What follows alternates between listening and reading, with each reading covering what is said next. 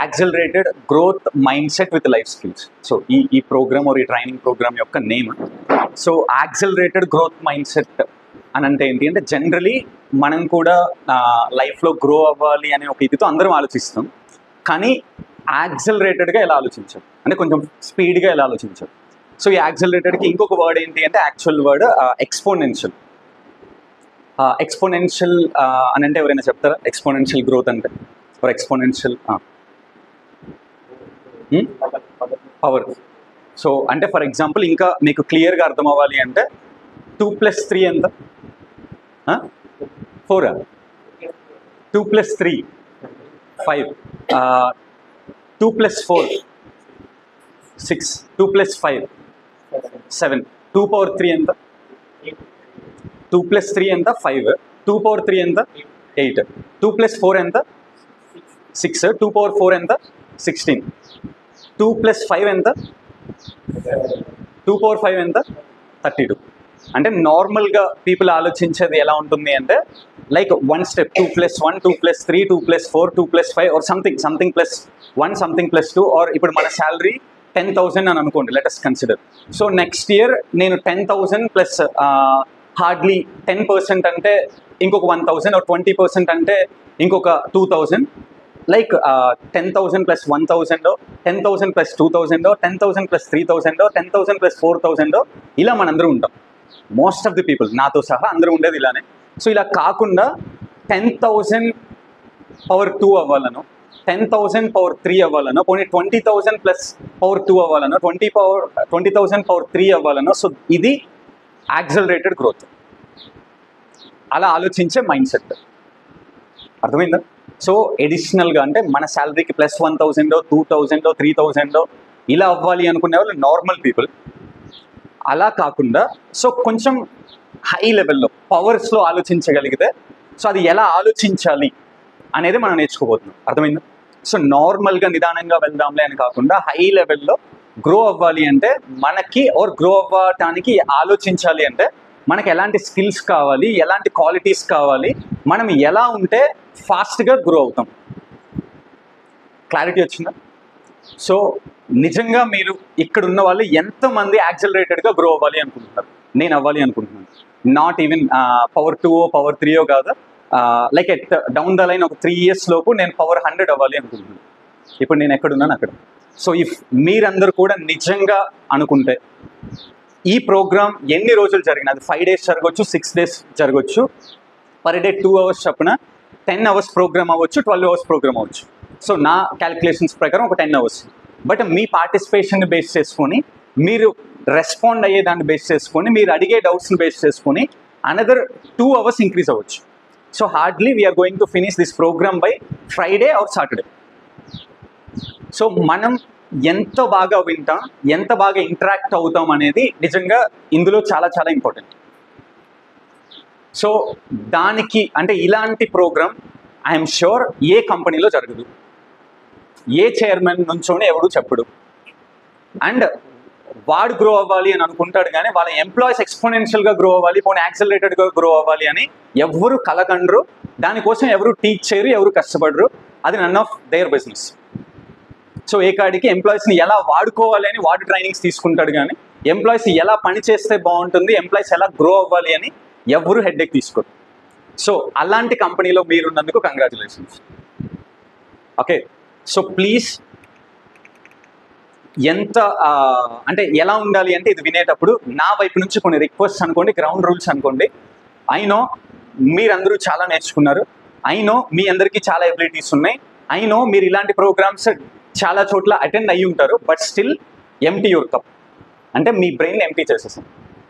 Consider, మీకు అసలు ఏం తెలియదు, మీకేమీ తెలియదు, ఈ కాన్సెప్ట్స్ ఏమీ తెలియదు.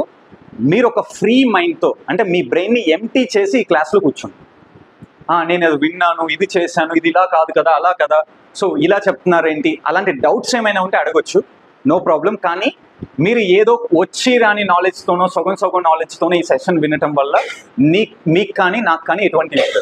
So empty your cup. And must and should ఈ బుక్ మేము ఏదైతే వర్క్ బుక్ ఇచ్చామో ఎవ్రీడే దీన్ని క్యారీ చేయాలి. అండ్ ఒక పెన్నుతోనే సెషన్కి రావాలి. అండ్ నోట్ డౌన్ అంటే మీకు లైక్ ఎవ్రీ అంటే ఒక్కొక్క టాపిక్ ఉంటుంది, ఎవ్రీ టాపిక్లో నోట్స్ అని కొంత స్పేస్ ఇచ్చాం. ఆ టాపిక్ ఎండ్లో నోట్స్ అని ఒక 3 lines 5 lines based on situation 10 lines ఉంది. సో అక్కడ ఇంపార్టెంట్ పాయింట్స్ ఏమైనా ఆ టాపిక్కి సంబంధించి ఏమైనా అనిపిస్తే నోట్ డౌన్ చేసుకోండి. అండ్ యూస్ క్యూరియాసిటీ క్లౌడ్ అని లాస్ట్లో పేజీ నెంబర్ 40-41లో క్యూరియాసిటీ క్లౌడ్ అని ఉంది. ఈవెన్ 40 అంతే 40-41 2 పేజెస్లో ఉంది. దాని అర్థం ఏంటి అంటే మీకు నేను చెప్తున్నప్పుడు ఏదో ఒక ఐడియా రావచ్చు, లేదా మీరు చేస్తున్న మిస్టేక్ ఏంటో రావచ్చు, మీకు బ్రెయిన్కి తట్టొచ్చు, లేదా మీరు చేస్తున్న అంటే దీన్ని ఎక్కడో బాగా వాడుతున్నాము, ఖచ్చితంగా దీన్ని ఇంకా బాగా వాడాలి అని అనిపించవచ్చు.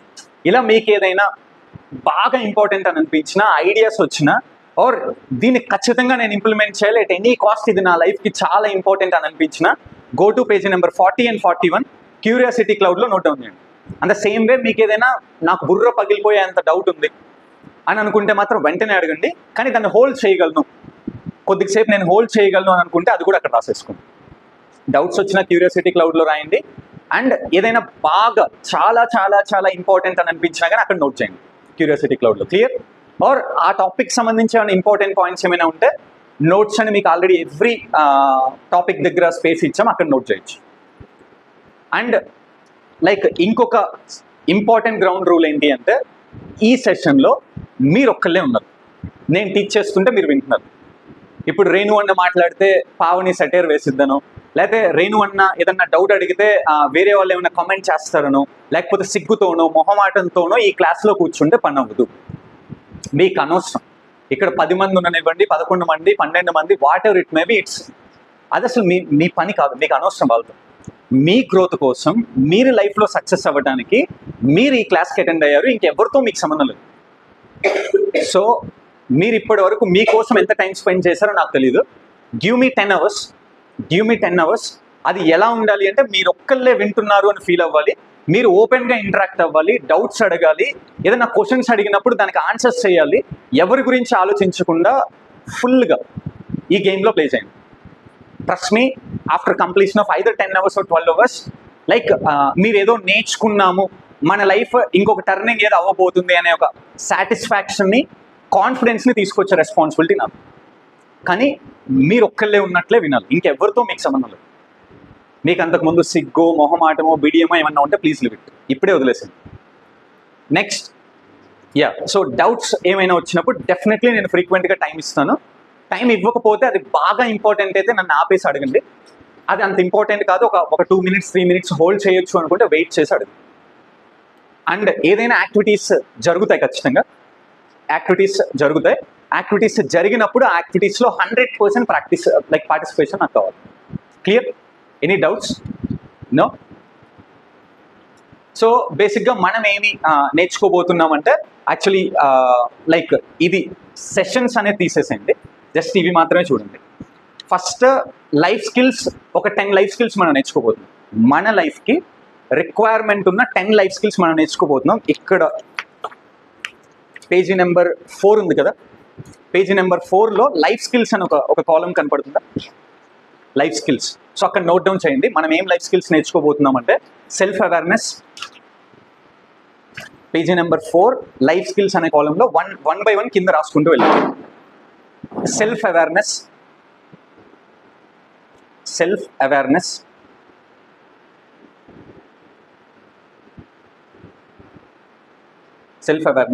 interpersonal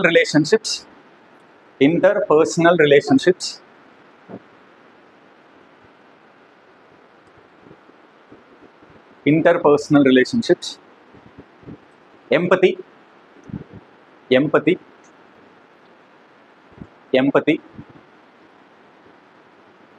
then coping with stress, COPING, coping with stress, coping with emotions, coping with stress, coping with emotions,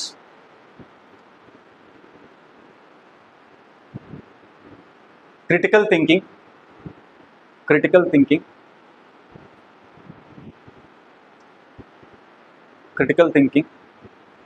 thinking,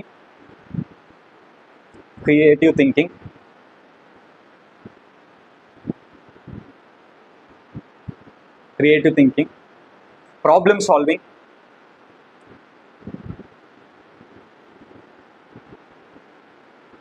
decision making, effective communication. 10th one, effective communication.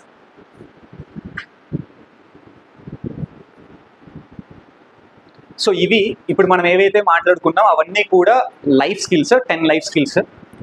Like అవి నేనేదో కనిపెట్టినదే కాదు, వరల్డ్ హెల్త్ ఆర్గనైజేషన్ వాళ్ళు ఇచ్చిన skills. Every human బీయింగ్కి ఆ skills ఉంటే వాళ్ళు లైఫ్ని స్మూత్గా హ్యాపీగా డీల్ చేయగలరు అని.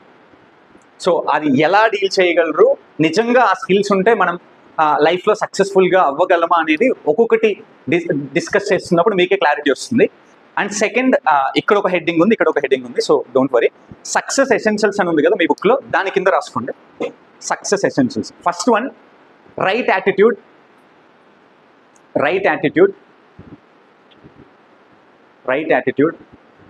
టైం మేనేజ్మెంట్,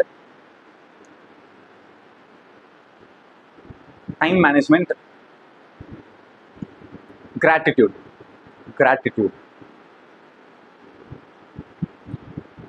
సో ఇవి కాకుండా పక్కనే పర్ఫార్మెన్స్ యాక్సిలరేటర్స్ అని ఉంది కదా, అక్కడ రాసుకోండి పర్ఫార్మెన్స్ యాక్సిలరేటర్స్ అని ఉంది కదా. Output versus outcome, accelerator learning,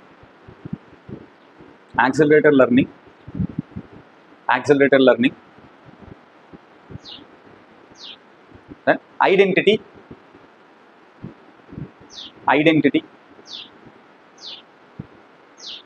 triggers,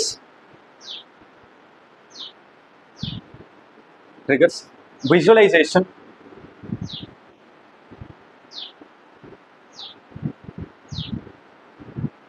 so ఇవి పర్ఫార్మెన్స్ యాక్సిలరేటర్స్. సో మనం మొత్తం 3 కేటగిరీస్లో డివైడ్ చేసాం. ఒకటి లైఫ్ స్కిల్స్ మనం నేర్చుకుంటాం, అండ్ దెన్ సక్సెస్ ఎసెన్షియల్స్ గురించి మనం మాట్లాడతాం, దెన్ పర్ఫార్మెన్స్ యాక్సిలరేటర్స్ గురించి మాట్లాడతాం. Okay, clear? సో వీటన్నిటిని ప్రాపర్గా విని మనం నోట్ డౌన్ చేసుకొని యాక్టివ్గా పార్టిసిపేట్ చేస్తే డెఫినెట్లీ మన మైండ్ సెట్ యాక్సిలరేటెడ్గా ఆలోచించడం స్టార్ట్ చేస్తుంది. Okay. So before going in to deep, ఈ సెషన్లోకి ప్రోగ్రాంలోకి డీప్గా వెళ్ళటం కంటే ముందు ఒక చిన్న పాజిటివ్ నోట్ ఆర్ ఒక పాజిటివ్ స్టోరీ ఏంటి అంటే, ఒక విలేజ్లో ఒక టెంపుల్ని కన్స్ట్రక్ట్ చేసి విగ్రహాన్ని ప్రతిష్ఠించాలి అని ఊర్లో వాళ్ళందరూ డిసైడ్ అయ్యారు. సో అయితే ఊర్లో పెద్దవాళ్ళందరూ కూర్చొని ఒక రాముడి విగ్రహమో సంథింగ్ కృష్ణుడో ఏదో ఒక విగ్రహం ప్రతిష్ఠాలని డిసైడ్ అయ్యారు. డిసైడ్ అయిన తర్వాత ఆ విగ్రహం చెక్కటానికి ఆ చుట్టుపక్కల ఊర్లో ఒక పల్లెటూరులో ఉన్న ఒక శిల్పిని పిలిచి మాకు ఇలా ఒక విగ్రహం కావాలి అని సంథింగ్ వాళ్ళు ఏదో ఒక ఫోటో ఏదో చూపించి మాకు కూడా ఇలానే కావాలి, ఇది వేరే ఊర్లో గుడిలో ప్రతిష్ఠించారు, చాలా బాగుంది అని చెప్పి చూపించారు. సో ఆ శిల్పి దాన్ని నోట్ డౌన్ చేసుకొని తను జాగ్రత్తగా మెంటల్గా ఇలా ఉండాలి అని డిసైడ్ అయిపోయి ఊర్లోనే కొండ ఉంది, ఆ కొండ మీద ఆ విగ్రహాన్ని చెక్కటానికి బయలుదేరాడు. సో కొండ ఎక్కుతూ ఉన్నాడు. తనకు ఒక చాలా అద్భుతమైన రాయి కనిపించింది. ఆ రాయిని చూస్తే తన బ్రెయిన్లో ఒక విగ్రహం ఫిక్స్ అయింది కదా, మెంటల్ ఇమేజ్ యాజ్ ఇట్ ఈస్గా తనకు కనపడుతుంది అనమాట. చాలా ఎక్సైట్ అయిపోయి, అంటే వాళ్ళు ఇతనికి దాదాపుగా 1 month టైం ఇచ్చారు. సో ఇతను ఆ రాయి చూడగానే ఇది కనుక మనం స్టార్ట్ చేస్తే 1 weekలోనే అయిపోతుంది అనే ఒక కాన్ఫిడెన్స్, పాజిటివ్ ఎనర్జీ తనకు వచ్చేసి టక పరిగెత్తుకుంటూ వెళ్ళిపోయి చెక్కడం మొదలుపెట్టాడు. So 1 hour, 2 hours, 3 hours. So 3 hours తర్వాత ఆ రాయి మాట్లాడటం మొదలుపెట్టింది. ఏంటి అంటే, నా వల్ల కావట్లేదు, నాకు చాలా పెయిన్గా ఉంది, నేను తట్టుకోలేకపోతున్నాను అని అరవటం మొదలు పెడుతుంది. దెన్ ఇతను మాట్లాడతాడు అనమాట, నాకు కొన్ని రోజులు టైం ఇవ్వు, నీ లైఫ్లో నువ్వు అసలు ఊహించుకొని ఉండో అంత అందంగా నేను తయారు చేస్తాను, తర్వాత నీ లైఫ్ అంతా చాలా బాగుంటుంది అని చెప్తాడు. సో లైక్ సరే అనేసి అది స్లోగా సరే ట్రై చేయండి అని చెప్పి కొంచెం సహకరించడానికి సపోర్ట్ చేస్తున్నారు రాయి. ఆఫ్టర్ 1 hour, మళ్ళీ ఇంకొక 1 hour, 2 hours, 3 hours తర్వాత ఇంకా అది అరిచేస్తుంది, I can't bear this pain, నా వల్ల కాదు, నేను తట్టుకోలేకపోతున్నాను, నన్ను వదిలేసి వెళ్ళిపోను అని చెప్తే ఇంకా లైక్ ఎంత తను చెప్పడానికి చూసినా కానీ ఆ రాయి మాట వినట్లేదు. ఇప్పుడు చూడండి, మనం ఎవరికైనా ఏదో సపోర్ట్ చేయాలి అనుకున్నాం, మనం ఎవరినో లైఫ్లో గెలిపించాలి అనుకున్నాం. సో వాళ్ళు సహకరించకుండా మనం చేయగలమా? నో. ఈవెన్ ఇప్పుడు మీరు కూడా అంతే, నేనేదో మీకేదో ఇవ్వాలి అనుకున్నాను నాకున్న ఎబిలిటీస్తో, నేను ఎంతో కష్టపడుతున్నాను, కానీ మీరు వినకుండా ఏదో ఊరికే ఉన్నామంటే ఉన్నాము అన్నట్లు కూర్చుంటే అది పాసిబుల్ అయిద్దా? నేను అనుకున్న అవుట్కమ్ వస్తుందా? నో. సో సరే నా వల్ల కాదు అని చెప్పేసి అతను ఇంకా వెళ్ళిపోతాడు. వెళ్ళిపోయి ఇంకా ఇంకా ఇంకా కొంచెం పైకి వెళ్ళిన తర్వాత ఇంకొక రాయి కనపడుతుంది. ఎంత వెతికినా కానీ ఫస్ట్ తనకు ఒక రాయి కనిపించింది కదా, ఆ లెవెల్లో అయితే లేదు. కానీ ఇంకొకటి కొంచెం బెటర్, బెస్ట్ కాదు బెటర్. సరే అనేసి అక్కడికి వెళ్ళి చెక్కటం మొదలు పెట్టాడు. స్లోగా స్లోగా స్లోగా స్లోగా చెక్కుతూ ఉన్నాడు. 4 hours అయింది, ఆ రాయి ఏం చలనం లేదు, మాట్లాడట్లేదు. సో ఇతనే పిలిచి మాట్లాడాడు, ఏంటి నీకు పెయిన్ లేదా? నేను చాలా గట్టిగానే కొడుతున్నాను కదా అంటే, నాకు పెయిన్గా ఉంది, మీరు ఏదో చెయ్యాలని చూస్తున్నారు కదా, నన్ను అద్భుతంగా మార్చాలని మీరు చూస్తున్నారు కదా, ఇట్స్ ఓకే, మీ పని మీరు కానివ్వండి, నేను పెయిన్ని భరిస్తాను. ఎజ్యూమ్ చేసుకోండి, మనం ఎవరినో బాగు చేయడానికి ట్రై చేస్తున్నాం, ఎవరికో హెల్ప్ చేయాలి అనుకుంటున్నాం. వాళ్ళు ఎంత కష్టపడటానికైనా రెడీగా ఉన్నారు, ఎన్ని గంటలు చదవటానికైనా, ఎన్ని గంటలు పని చేయడానికైనా రెడీగా ఉన్నారు. అలాంటి స్టేజ్లో మనకి ఎంత పాజిటివ్ ఎనర్జీ వస్తుంది, అవునా కదా? సో అదే పాజిటివ్ ఎనర్జీ, ఇందాక రాయిని చూసినప్పుడు పాజిటివ్ ఎనర్జీ వచ్చింది, ఇప్పుడు ఆ రాయి బిహేవియర్ చూసి పాజిటివ్ ఎనర్జీ స్టార్ట్ అయింది. టక టక టక టక చెక్కటం మొదలు పెట్టేశాడు. వితిన్ 1 weekలో ఆ రాయి ఒక శిల్పం లాగా తయారైపోయింది. దాన్ని తీసుకెళ్లి గుళ్ళో ప్రతిష్ఠించారు. సో గుళ్ళో ప్రతిష్ఠించిన తర్వాత ఆ ఊరు జాతర కూడా స్టార్ట్ అయింది వెంటనే. లైక్ ప్రతిష్టకు కానీ జాతరకు కానీ బోల్డ్ అంతమంది జనం వస్తారు కదా. గుళ్ళోకి జనం రాగానే ఫస్ట్ చేసే పని ఏంటి? కొబ్బరికాయ కొట్టడం, సెకండ్ దండం పెట్టడం, గంట కొట్టడం, ఇలా కొన్ని ప్రాసెస్ ఉంటుంది. అయితే ఏం జరిగింది అంటే, ఈ రాయి ఏదైతే ఇంతకు ఏడ్చిందో, ఏదైతే నా వల్ల కాదు అని అతన్ని అవమానించి పంపించిందో, ఈ రాయిని 3 ముక్కలు చేశారు. క్రషర్లో వేసి 3 ముక్కలు, కొండనేమో తవ్వకుండా ఆపరు కదా, సో 3 ముక్కలు చేసేసి ఒక ముక్కనేమో తీసుకెళ్లి కొబ్బరికాయలు కొట్టడానికి పెట్టారు, ఇంకొక ముక్కనేమో ఆ గుడికి ప్రహరీ గోడ కొట్టడానికి బౌండరీస్లో వేశారు, ఇంకొక ముక్కనేమో ఒక ఆవిడ బట్టలు తుక్కోవడానికి తీసుకెళ్ళిపోయింది రిక్వెస్ట్ చేసి. అయితే ఈ కొబ్బరికాయ కొట్టించుకుంటున్న రాయి ఏదైతే ఉందో, ఈ గుడి ప్రతిష్టకు కానీ జాతరకు కానీ జనాలు ఎక్కువ వెళ్తారు కదా, సో వెళ్ళిన ప్రతి ఒక్కడు ముందు కొట్టేది కొబ్బరికాయ. దేవుని చూడటం కంటే ముందు, దండం పెట్టడం కంటే ముందు కొబ్బరికాయ కొడతారు. సో ఇంకా దానికి అసలు బీభత్సమైన పెయిన్ వచ్చి ఈ రాయి దేవుడిలాగా ఉన్న రాయితో మాట్లాడటం మొదలుపెట్టింది. దిస్ ఈస్ అన్ఫేర్, నా నెత్తినేమో కొబ్బరికాయ కొడుతున్నారు, నీకేమో దండం పెడుతున్నారు, నీకేమో పసుపు కుంకుమ రాస్తున్నారు, నువ్వు తినవని తెలిసినా కానీ ఏదో ప్రసాదాలు పెట్టేస్తున్నారు. This is unfair.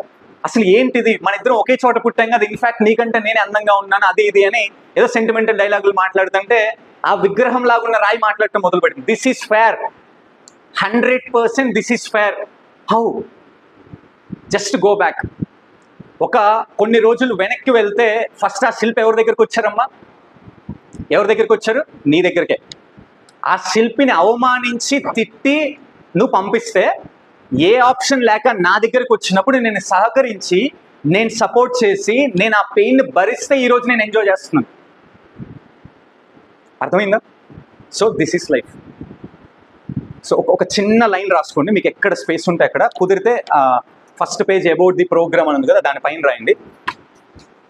Either pain of growth, either pain of growth, either pain of growth or either pain of growth or suffering of comfort zone. Either pain of growth or suffering of comfort zone. Either pain of growth or suffering of comfort zone. Then ante suffering of comfort zone. అంటే దీని అర్థం ఏంటి అంటే, like grow అవ్వాలి అని అంటే, grow అవ్వటానికి తగిన, అంటే మీకు ఎప్పుడైనా డెసిషన్ తీసుకోవాల్సిన సిచ్యువేషన్ మీ చేతికి వచ్చినప్పుడు మీకు 2 చాయిసెస్ ఉంటాయి. ఒకసారి వినండి, మీరు ఎప్పుడైనా లైఫ్లో డెసిషన్ తీసుకోవాలి అనుకున్నప్పుడు మీకు 2 చాయిసెస్ ఉంటాయి. ఐదర్ పెయిన్ ఆఫ్ గ్రోత్, గ్రోత్కి సంబంధించిన పెయిన్, అంటే ఇప్పుడు ఇంతక సెకండ్ రాయి పెయిన్ని భరించడానికి సిద్ధమైంది. Or suffering of comfort zone, నేను ఇంతే, నేను భరించలేను, నా వల్ల కాదు అని మనల్ని మనమే బందీ చేసుకొని ఒక కంఫర్ట్ జోన్లో పెట్టుకోవడం. దానివల్ల ఏమవుతుందంటే లైఫ్ లాంగ్ మీరు సఫర్ అవుతూ వెళ్ళిపోతారు. ఎవ్రీ టైం మీరు డెసిషన్ తీసుకోవాలి అనుకున్నప్పుడు you are going to have 2 choices, either pain of growth or suffering of comfort zone. మీ ఇష్టం, అది మీ ఇష్టం, మీ ఇష్టం వచ్చింది మీరు సెలెక్ట్ చేసుకోవచ్చు. క్లియర్?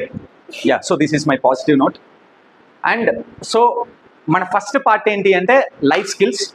ఇందాక ఆల్రెడీ చెప్పాను, ఎవ్రీ పర్సన్ లైఫ్లో ఎవ్రీ డే ప్రాబ్లమ్స్ని ఫేస్ చేయాలి అన్నా, ప్రాబ్లమ్స్ని సాల్వ్ చేయాలి అన్నా, ప్రాబ్లమ్స్ని డీల్ చేయాలి అన్నా, మన చుట్టూ ఉన్న రిలేషన్స్ని మనం ప్రాపర్గా కాపాడుకోవాలి అన్నా, ఏం జరగాలన్నా కానీ we need this life skills. We need this life skills. ఎందుకంటే ఎవ్రీ డే మనకి కష్టాలు రాకుండా అయితే ఆపలేం కదా, ప్రాబ్లమ్స్ రాకుండా అయితే ఆపలేం కదా, అండ్ గొడవలు రాకుండా అంటే మన చుట్టూ ఉన్న వాళ్ళతో గొడవలు రాకుండా ఆపలేం కదా. కానీ అలా రాకుండా ఉండటానికి ఎలాంటి జాగ్రత్తలు తీసుకోవాలి అనేవి ఇక్కడ మనం నేర్చుకుంటాం. ఇన్ కేస్ ఏదైనా ప్రాబ్లమ్స్ వచ్చినా గొడవలు వచ్చినా ఎలా ఓవర్కమ్ అవ్వాలి, దాని యొక్క ప్రాసెస్ ఏంటి అనేది కూడా ఇక్కడ నేర్చుకుంటాం. క్లియర్? యా. ఓకే, సో ఈ పర్సన్ మీకు తెలుసా? ఎవరైనా మీకు తెలుసు అని నాకు కూడా తెలుసు, కానీ ఎందుకు అడుగుతున్నానంటే మీతో మాట్లాడించడానికి. ఎవరు ఈ పర్సన్? సో అతని గురించి ఏం తెలుసో చెప్పండి. Point number 1 cricketer, point number 2 wicket keeper, point number 3 cool captain, మంచి బ్యాట్స్మెన్. ఓకే, సో ఈ పర్సన్ తెలుసా? ఇతను ఎవరు? హీరో. నెక్స్ట్ యాటిట్యూడ్ చూపిస్తాడు. ఓకే, నెక్స్ట్ యాక్టింగ్ స్కిల్స్ బాగున్నాయి. Next rowdy brand. Yeah. Next stylish, ladies following. Okay, ఎవరు తెలుసా? Sai Pallavi. Next heroine. Next acting బాగుండేది, డ్యాన్స్ బాగా వస్తుంది, ఫ్యాన్ ఫాలోయింగ్ బాగుంది, lady Pawan Kalyan. Okay, so then మీకు వీళ్ళ ముగ్గురు తెలుసు. Who is the most important person in your life? మీ లైఫ్లో మోస్ట్ ఇంపార్టెంట్ పర్సన్ ఎవరు? తెలిసిన వాళ్ళు ఉన్నారు, బట్ స్టిల్ చెప్పండి. మీ లైఫ్లో రేణు అన్న, మీ లైఫ్లో మోస్ట్ ఇంపార్టెంట్ పర్సన్ ఎవరు అనుకుంటున్నారు? పేరెంట్స్. ఇంకా పేరెంట్స్. ఓకే, సో కొంతమందికి ఆల్రెడీ తెలుసు కాబట్టి అడగలేదు వాళ్ళని. మన లైఫ్లో మోస్ట్ ఇంపార్టెంట్ పర్సన్స్ పేరెంట్స్ అని అనుకోవటం కామన్. అండ్ కొంతమంది అంటే రేణు అన్నకి బోల్డ్ అంత అనుభవం కాబట్టి ఫ్రెండ్స్ అని చెప్పాల. సో జనరల్గా అయితే అదే ఇంజనీరింగ్ డేస్లో నిబ్బి స్టేజ్లో అయితే ఖచ్చితంగా ఫ్రెండ్స్ అని చెప్పుంటారు కదా. సో అండ్ సో ఇంకొక పాయింట్ ఆఫ్ టైంలో ఎవరైనా పాపం దుర్గేష్ కాదులేండి, ఊరికే కాసేపు ఆనందపడటానికి, దుర్గేష్లో అంటే మంచి స్టూడెంట్స్ ఎవరైనా ఉండుంటే టీచర్స్ అని చెప్తారు. ఓకే, కొంతమంది ఫ్రెండ్స్ అంటారు, కొంతమంది టీచర్స్ అంటారు, and most of the people parents అంటారు. అది కూడా అంటే లోపల నుంచి రాదు, ఊరికే చెప్పాలి కాబట్టి చెప్తాం, ఎదుటివాడు ఏమన్నా అనుకుంటాడేమో అని. కొంతమందికి రావచ్చు లోపల నుంచి కూడా. అయితే లైక్ నాకు ఒక question, either parents or teachers or friends every minute, every second, in every situation మన లైఫ్లో ఉంటారా? అంటే ప్రాక్టికలీ మాట్లాడుకుందాం. పేరెంట్స్ మనం బతుకున్నన్ని రోజులు బతుకుంటారా? వాళ్ళు ఉన్నన్ని రోజులు మనం ఉండటానికి దేర్ ఈస్ ఎ పాసిబిలిటీ. మనకేమీ యాక్సిడెంట్ అవ్వకుండా, ఎవడు వచ్చి మనల్ని గుద్దకుండా, ఆర్ మనల్ని ఎవడు మర్డర్ చేయకుండా ఉంటే దెర్ ఇస్ ఎ పాసిబిలిటీ వాళ్ళు ఉన్నన్ని రోజులు మనం బతకొచ్చు. కానీ దెర్ ఇస్ నో ఛాన్స్ మనం ఉన్నన్ని రోజులు వాళ్ళు ఉండలేరు. అవునా కదా? So every second, every minute, in every situation ఆనందాల్ని వాళ్ళతో మనం షేర్ చేసుకుంటాం. కానీ మన వెనకాలకి ఒక 25 ఏళ్ళు 26 ఏళ్ళు వచ్చిన తర్వాత వాళ్ళతో మన కష్టాలను మనం పంచుకోగలవా? సిగ్గేస్తుంది, చీ అనిపిస్తుంది. అవునా కదా? సో అంటే ఇక్కడ ఏంటి, ఎవ్రీ టైం మనకి తోడుగా ఉండే పర్సన్ ఎవరు ఇప్పుడు? ఎవరు? Yes, so it's you. మీ లైఫ్కి మోస్ట్ ఇంపార్టెంట్ పర్సన్ ఎవరు అంటే మీరు. ఎందుకు అంటే every minute, every second, in every situation మీతో మీరు ట్రావెల్ చేయాలి. మీ వెనకాల ఆర్ మీతో పాటు మీరే నిలబడాలి. And no other person in this world or universe మీకు తోడుగా ఉండరు. అవునా కదా? లైక్ మీ అందరికీ కూడా మోర్ దాన్ 21 చిన్నపిల్లలు కూడా కొంతమంది ఉన్నారు కాబట్టి, సో 21 years ఆర్ సార్ నిన్ను ఎలిమినేట్ చేద్దాం కాసేపు. ఎంతమందికి అరే ఈ సిచ్యువేషన్లో నేను ఒక్కనే నిలబడ్డాను అనే సిచ్యువేషన్స్ ఎంతమందికి వచ్చాయి? నాకు వచ్చాయి. నా కోసం నేను ఒక్కనే నిలబడ్డాను అనే సిచ్యువేషన్స్ ఎంతమందికి వచ్చాయి? ఏం ఆలోచిస్తుంది? ఏదో ఒక పాయింట్ ఆఫ్ టైంలో ఐదర్ చిన్నదవ్వచ్చు, పెద్దదవ్వచ్చు. ఓకే, నీకేం రాలేదా? గర్ల్ ఫ్రెండ్ వదిలేలా? ఓకే, చెయ్యాలి రా లవ్. ఓకే, సరే. సో మోస్ట్ ఆఫ్ ది పీపుల్కి వస్తాయి. ఏదో శ్రవంత్ లాంటి మంచి అన్నయ్య, మంచి పేరెంట్స్ సపోర్ట్ చేయడానికి అయ్యప్ప ఉన్నాడు కాబట్టి ప్రాబ్లం రాలని ఇప్పుడు చూపిస్తాంలే. సో మోస్ట్ ఆఫ్ ది కేసెస్లో వస్తాయి. అండ్ మనకంటూ కొన్ని రెస్పాన్సిబిలిటీస్ క్రియేట్ అయిన తర్వాత ఇప్పుడు జాబ్లోకి వచ్చాం, ఆర్ మనమే స్టార్టప్స్ పెట్టాం. ఇప్పటి నుంచి స్లోగా క్రియేట్ అవుతాయి, మస్ట్ అండ్ షుడ్ క్రియేట్ అవుతాయి. అండ్ పెళ్ళి అయిన తర్వాత ఖచ్చితంగా వస్తాయి, నో డౌట్. ఎందుకంటే పెళ్ళాం కొట్టినప్పుడు, తిట్టినప్పుడు అమ్మకి చెప్పుకోలేం, నాన్నకి చెప్పుకోలేం, ఫ్రెండ్కి చెప్పుకోలేం, ఎవరికి చెప్పుకోలేం. ఆర్ ఇంట్లో గొడవ అయినప్పుడు, ఫినాన్షియల్ ప్రెషర్ అప్పుడు కొన్ని థింగ్స్ని ఎవరితో మనం డిస్కస్ చేసుకోలేం. నో డౌట్ అలాంటి రోజులు దగ్గరలోనే ఉన్నాయి. ఇన్ కేస్ రాకపోతే వస్తే హ్యాపీ. ఓకే, సో అందుకనే మనకి మనమే మోస్ట్ ఇంపార్టెంట్ పర్సన్. అండ్ నాకు ఇంకొక డౌట్ వచ్చింది, ఇప్పుడు మన లైఫ్కి మోస్ట్ ఇంపార్టెంట్ పర్సన్ మనమే అని మనం అనుకున్నాం కదా, దెన్ ఆ ఇంపార్టెంట్ పర్సన్ గురించి మీకు ఏం తెలుసు? నా క్వశ్చన్ అర్థమైందా? మన లైఫ్కి మోస్ట్ ఇంపార్టెంట్ పర్సన్ మనమే అని మనం డిఫైన్ చేసాం, స్ట్రాంగ్గా డిఫైన్ చేసాం. దెన్ ఆ పర్సన్ గురించి మీకు ఏం తెలుసో చెప్పండి.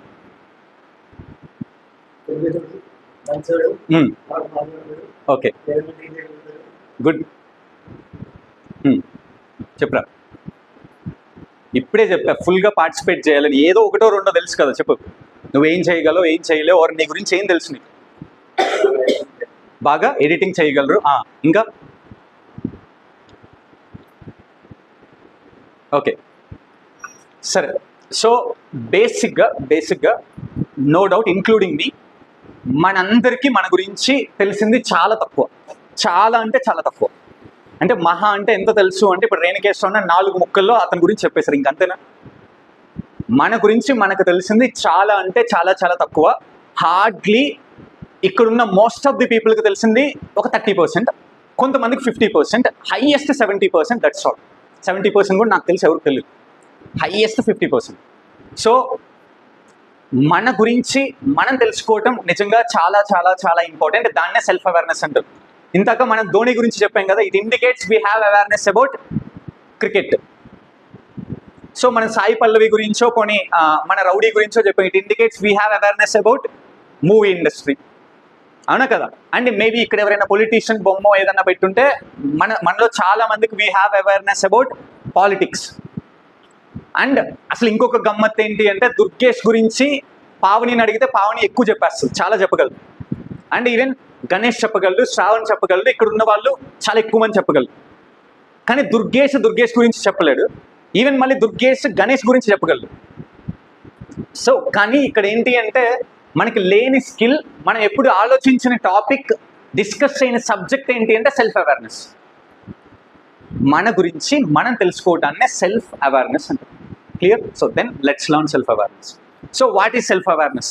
నోయింగ్ అబౌట్ యువర్ సెల్ఫ్, మీ గురించి మీరు తెలుసుకోవడం, అండ్ మీకు ఏమి నచ్చుతుంది ఏమి నచ్చదో తెలుసుకోవడం, అండ్ లైక్ మీరు ఏ సిచ్యువేషన్స్లో ఎలా రెస్పాండ్ అవుతారో తెలుసుకోవడాన్ని సెల్ఫ్ అవేర్నెస్ ఉంటుంది. ఇంకా there are lot of things, ఇలా రాసుకుంటూ పోతే చాలా ఉన్నాయి. Let us discuss more. So first one, self అవేర్నెస్లో దీన్ని ఇక్కడ ఫస్ట్ మీకు స్పేస్ ఇచ్చాం కదా, వాట్ ఈస్ సెల్ఫ్ అవేర్నెస్ అని ఒక క్వశ్చన్ ఉంది కదా, అక్కడ ఇవి 1 by 1 రాయొద్దు, పక్కన రాసుకోండి. పక్కన రాసుకోండి. 1 by 1 రాయొద్దు, పక్కన రాయండి. పక్కన రాయండి, 1 by 1 రాయొద్దు. Knowing about your self, comma, knowing what you like and what you don't, and knowing how you respond to, knowing about yourself, knowing what you like and what you don't, knowing how you respond to different situations. అయిపోతే page number 6 తీసి, space లేదు, కొంచెం పైన header పైన ఖాళీ ఉంది కదా, it's time to do self swot analysis అని పైన ఒకసారి ఇటు చూడండి, పైన అక్కడ ఇది రాయింది. So types of self awareness, intellectual self awareness పైన అక్కడే టైప్స్ అండ్ హెడ్డింగ్ పెట్టుకొని, intellectual self awareness, emotional self awareness and physical self awareness.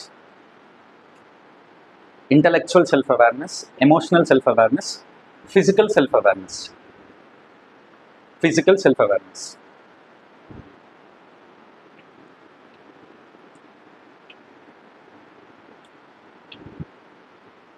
Okay, so అయిపోయిందా? ఒకసారి వినండి, అయిపోతే వినుకోవచ్చు.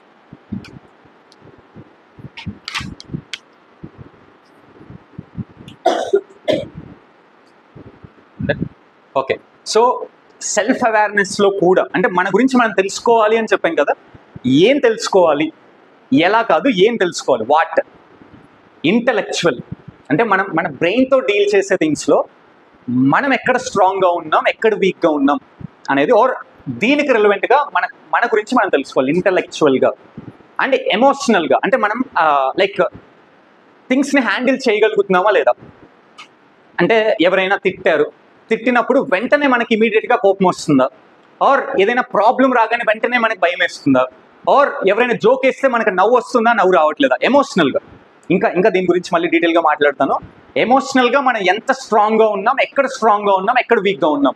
సో ఎమోషన్స్ హార్ట్ రిలేటెడ్, ఇదేమో బ్రెయిన్ రిలేటెడ్, ఇదేమో బాడీ రిలేటెడ్, ఫిజికల్. సో నేను ఎంతసేపు నుంచోగలను, నేను ఎంతసేపు మాట్లాడగలను, నేను ఎంతసేపు నిద్రపోకుండా పని చేయగలను, ఆర్ నేను ఎంతసేపు ఎవ్రీడే కూర్చోగలను, నాకున్న హెల్త్ ఇష్యూస్ ఏంటి, అందులో క్రానిక్ డిసీజెస్ ఏంటి, నార్మల్ డిసీజెస్ ఏంటి, సీజనల్ డిసీజెస్ ఏంటి, నా కాలుకు కానీ చేతులకు కానీ బాడీకి కానీ ఎప్పుడైనా సర్జరీలు జరిగాయా, దానివల్ల నేను ఏమైనా జాగ్రత్తగా ఉండాలి. సో ఇలా ఫిజికల్గా మన గురించి మనం తెలుసుకోవాలి. జస్ట్ మనకు తెలుసు, we should go back and check once.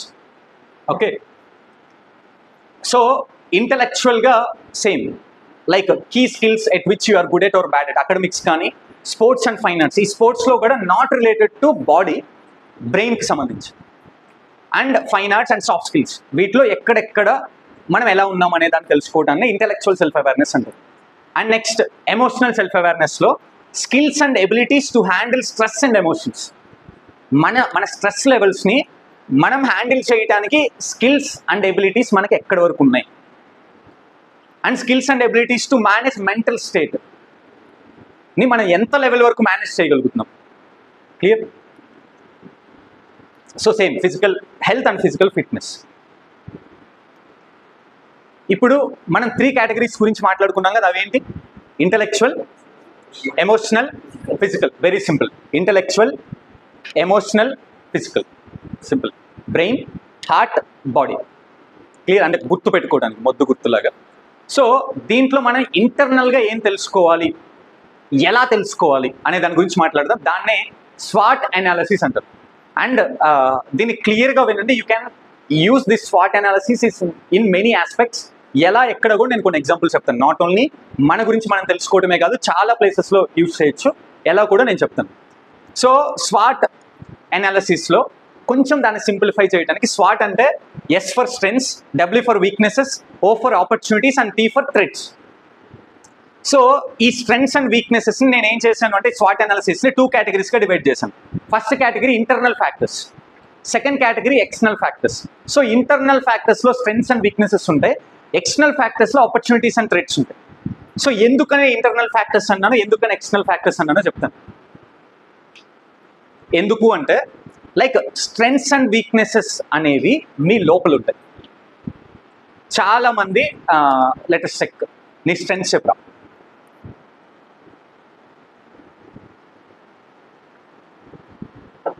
అన్న మీ స్ట్రెంగ్స్ చెప్పండి.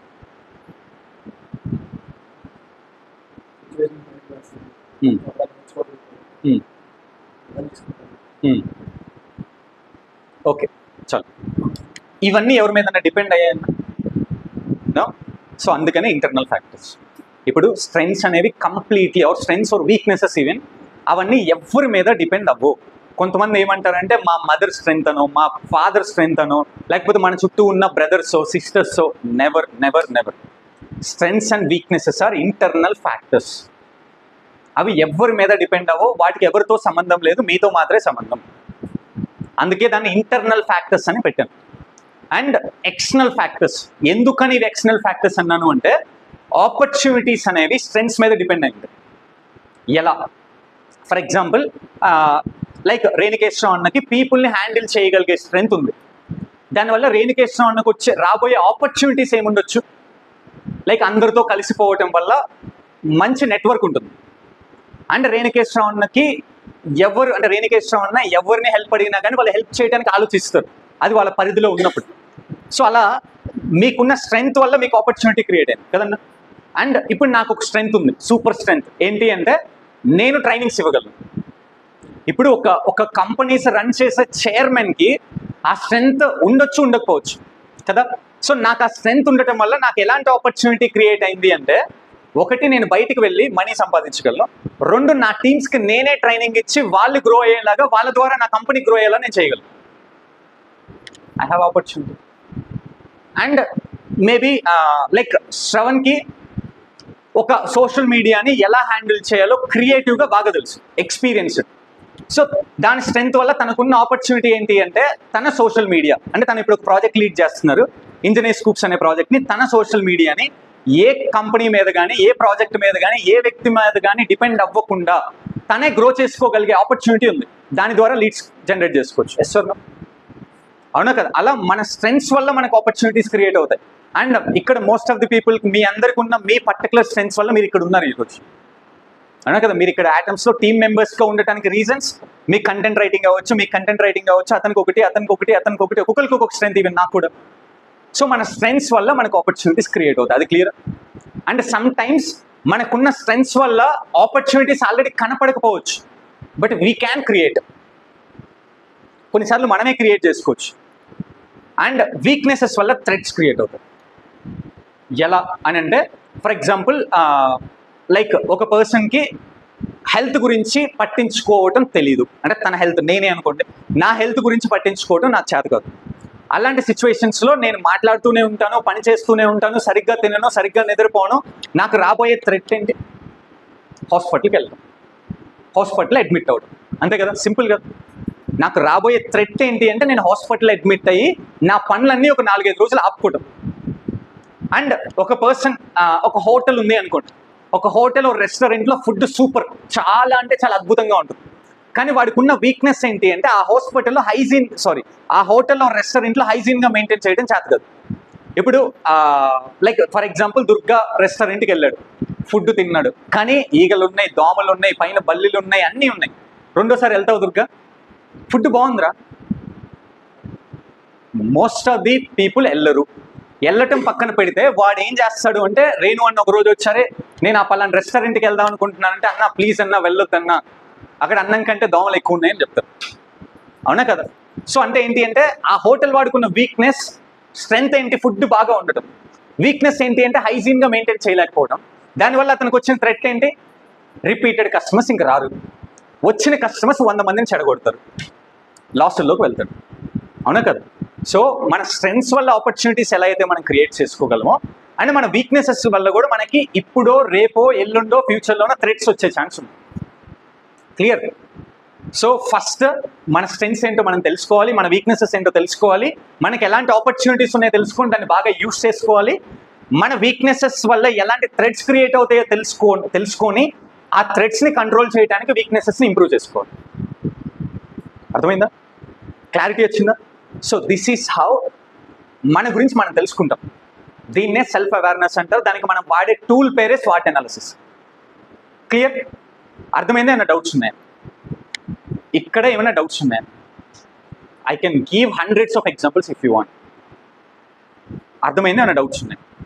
ఏమైనా డౌట్స్ ఉన్నాయా అన్న? అర్థమైందా? ఓకే. సో దీన్ని ఎక్కడైనా రాసుకుంటారా? ఓకే, ఆల్రెడీ ఉంది స్వాట్ అనాలిసిస్ అని. మీకు కావాలి అంటే స్ట్రెంగ్స్ అండ్ వీక్నెసెస్ని ఏదన్నా అట్లా పెట్టేసుకొని ఇంటర్నల్ ఫ్యాక్టర్స్ అని, ఆపర్చునిటీస్ అండ్ థ్రెట్స్ని ఎక్స్టర్నల్ ఫ్యాక్టర్స్ అని పెట్టుకోండి. ఇంకా ఏదన్నా ఒక 2 పాయింట్స్ రాసుకుంటాము అనుకుంటే, external factors depends on internal factors, or opportunities depends on strengths, threats depends on weaknesses అని కూడా పెట్టుకోవచ్చు. అది మీ ఇష్టం, గుర్తుంటే ఫైన్, లేకపోతే you can note down somewhere. ఇదిగోండి, మీరు పెద్దగా కంగారు పడద్దు. We have notes. ఇక్కడ ఒక నోట్స్ ఉంది, ఇక్కడ ఒక నోట్స్ ఉంది, అలా అక్కడక్కడ స్పేస్ ఉంది, యూ కెన్ ఫిల్ దట్.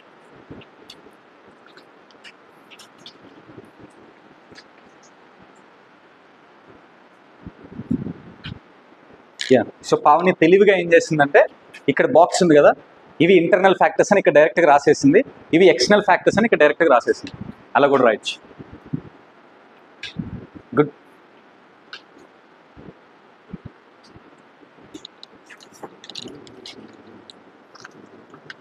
ఒక్కసారి పేజీ నెంబర్ 5లో మేము కొన్ని స్ట్రెంగ్స్ అంటే swat analysis, example swat analysis ఇచ్చాం చూడండి.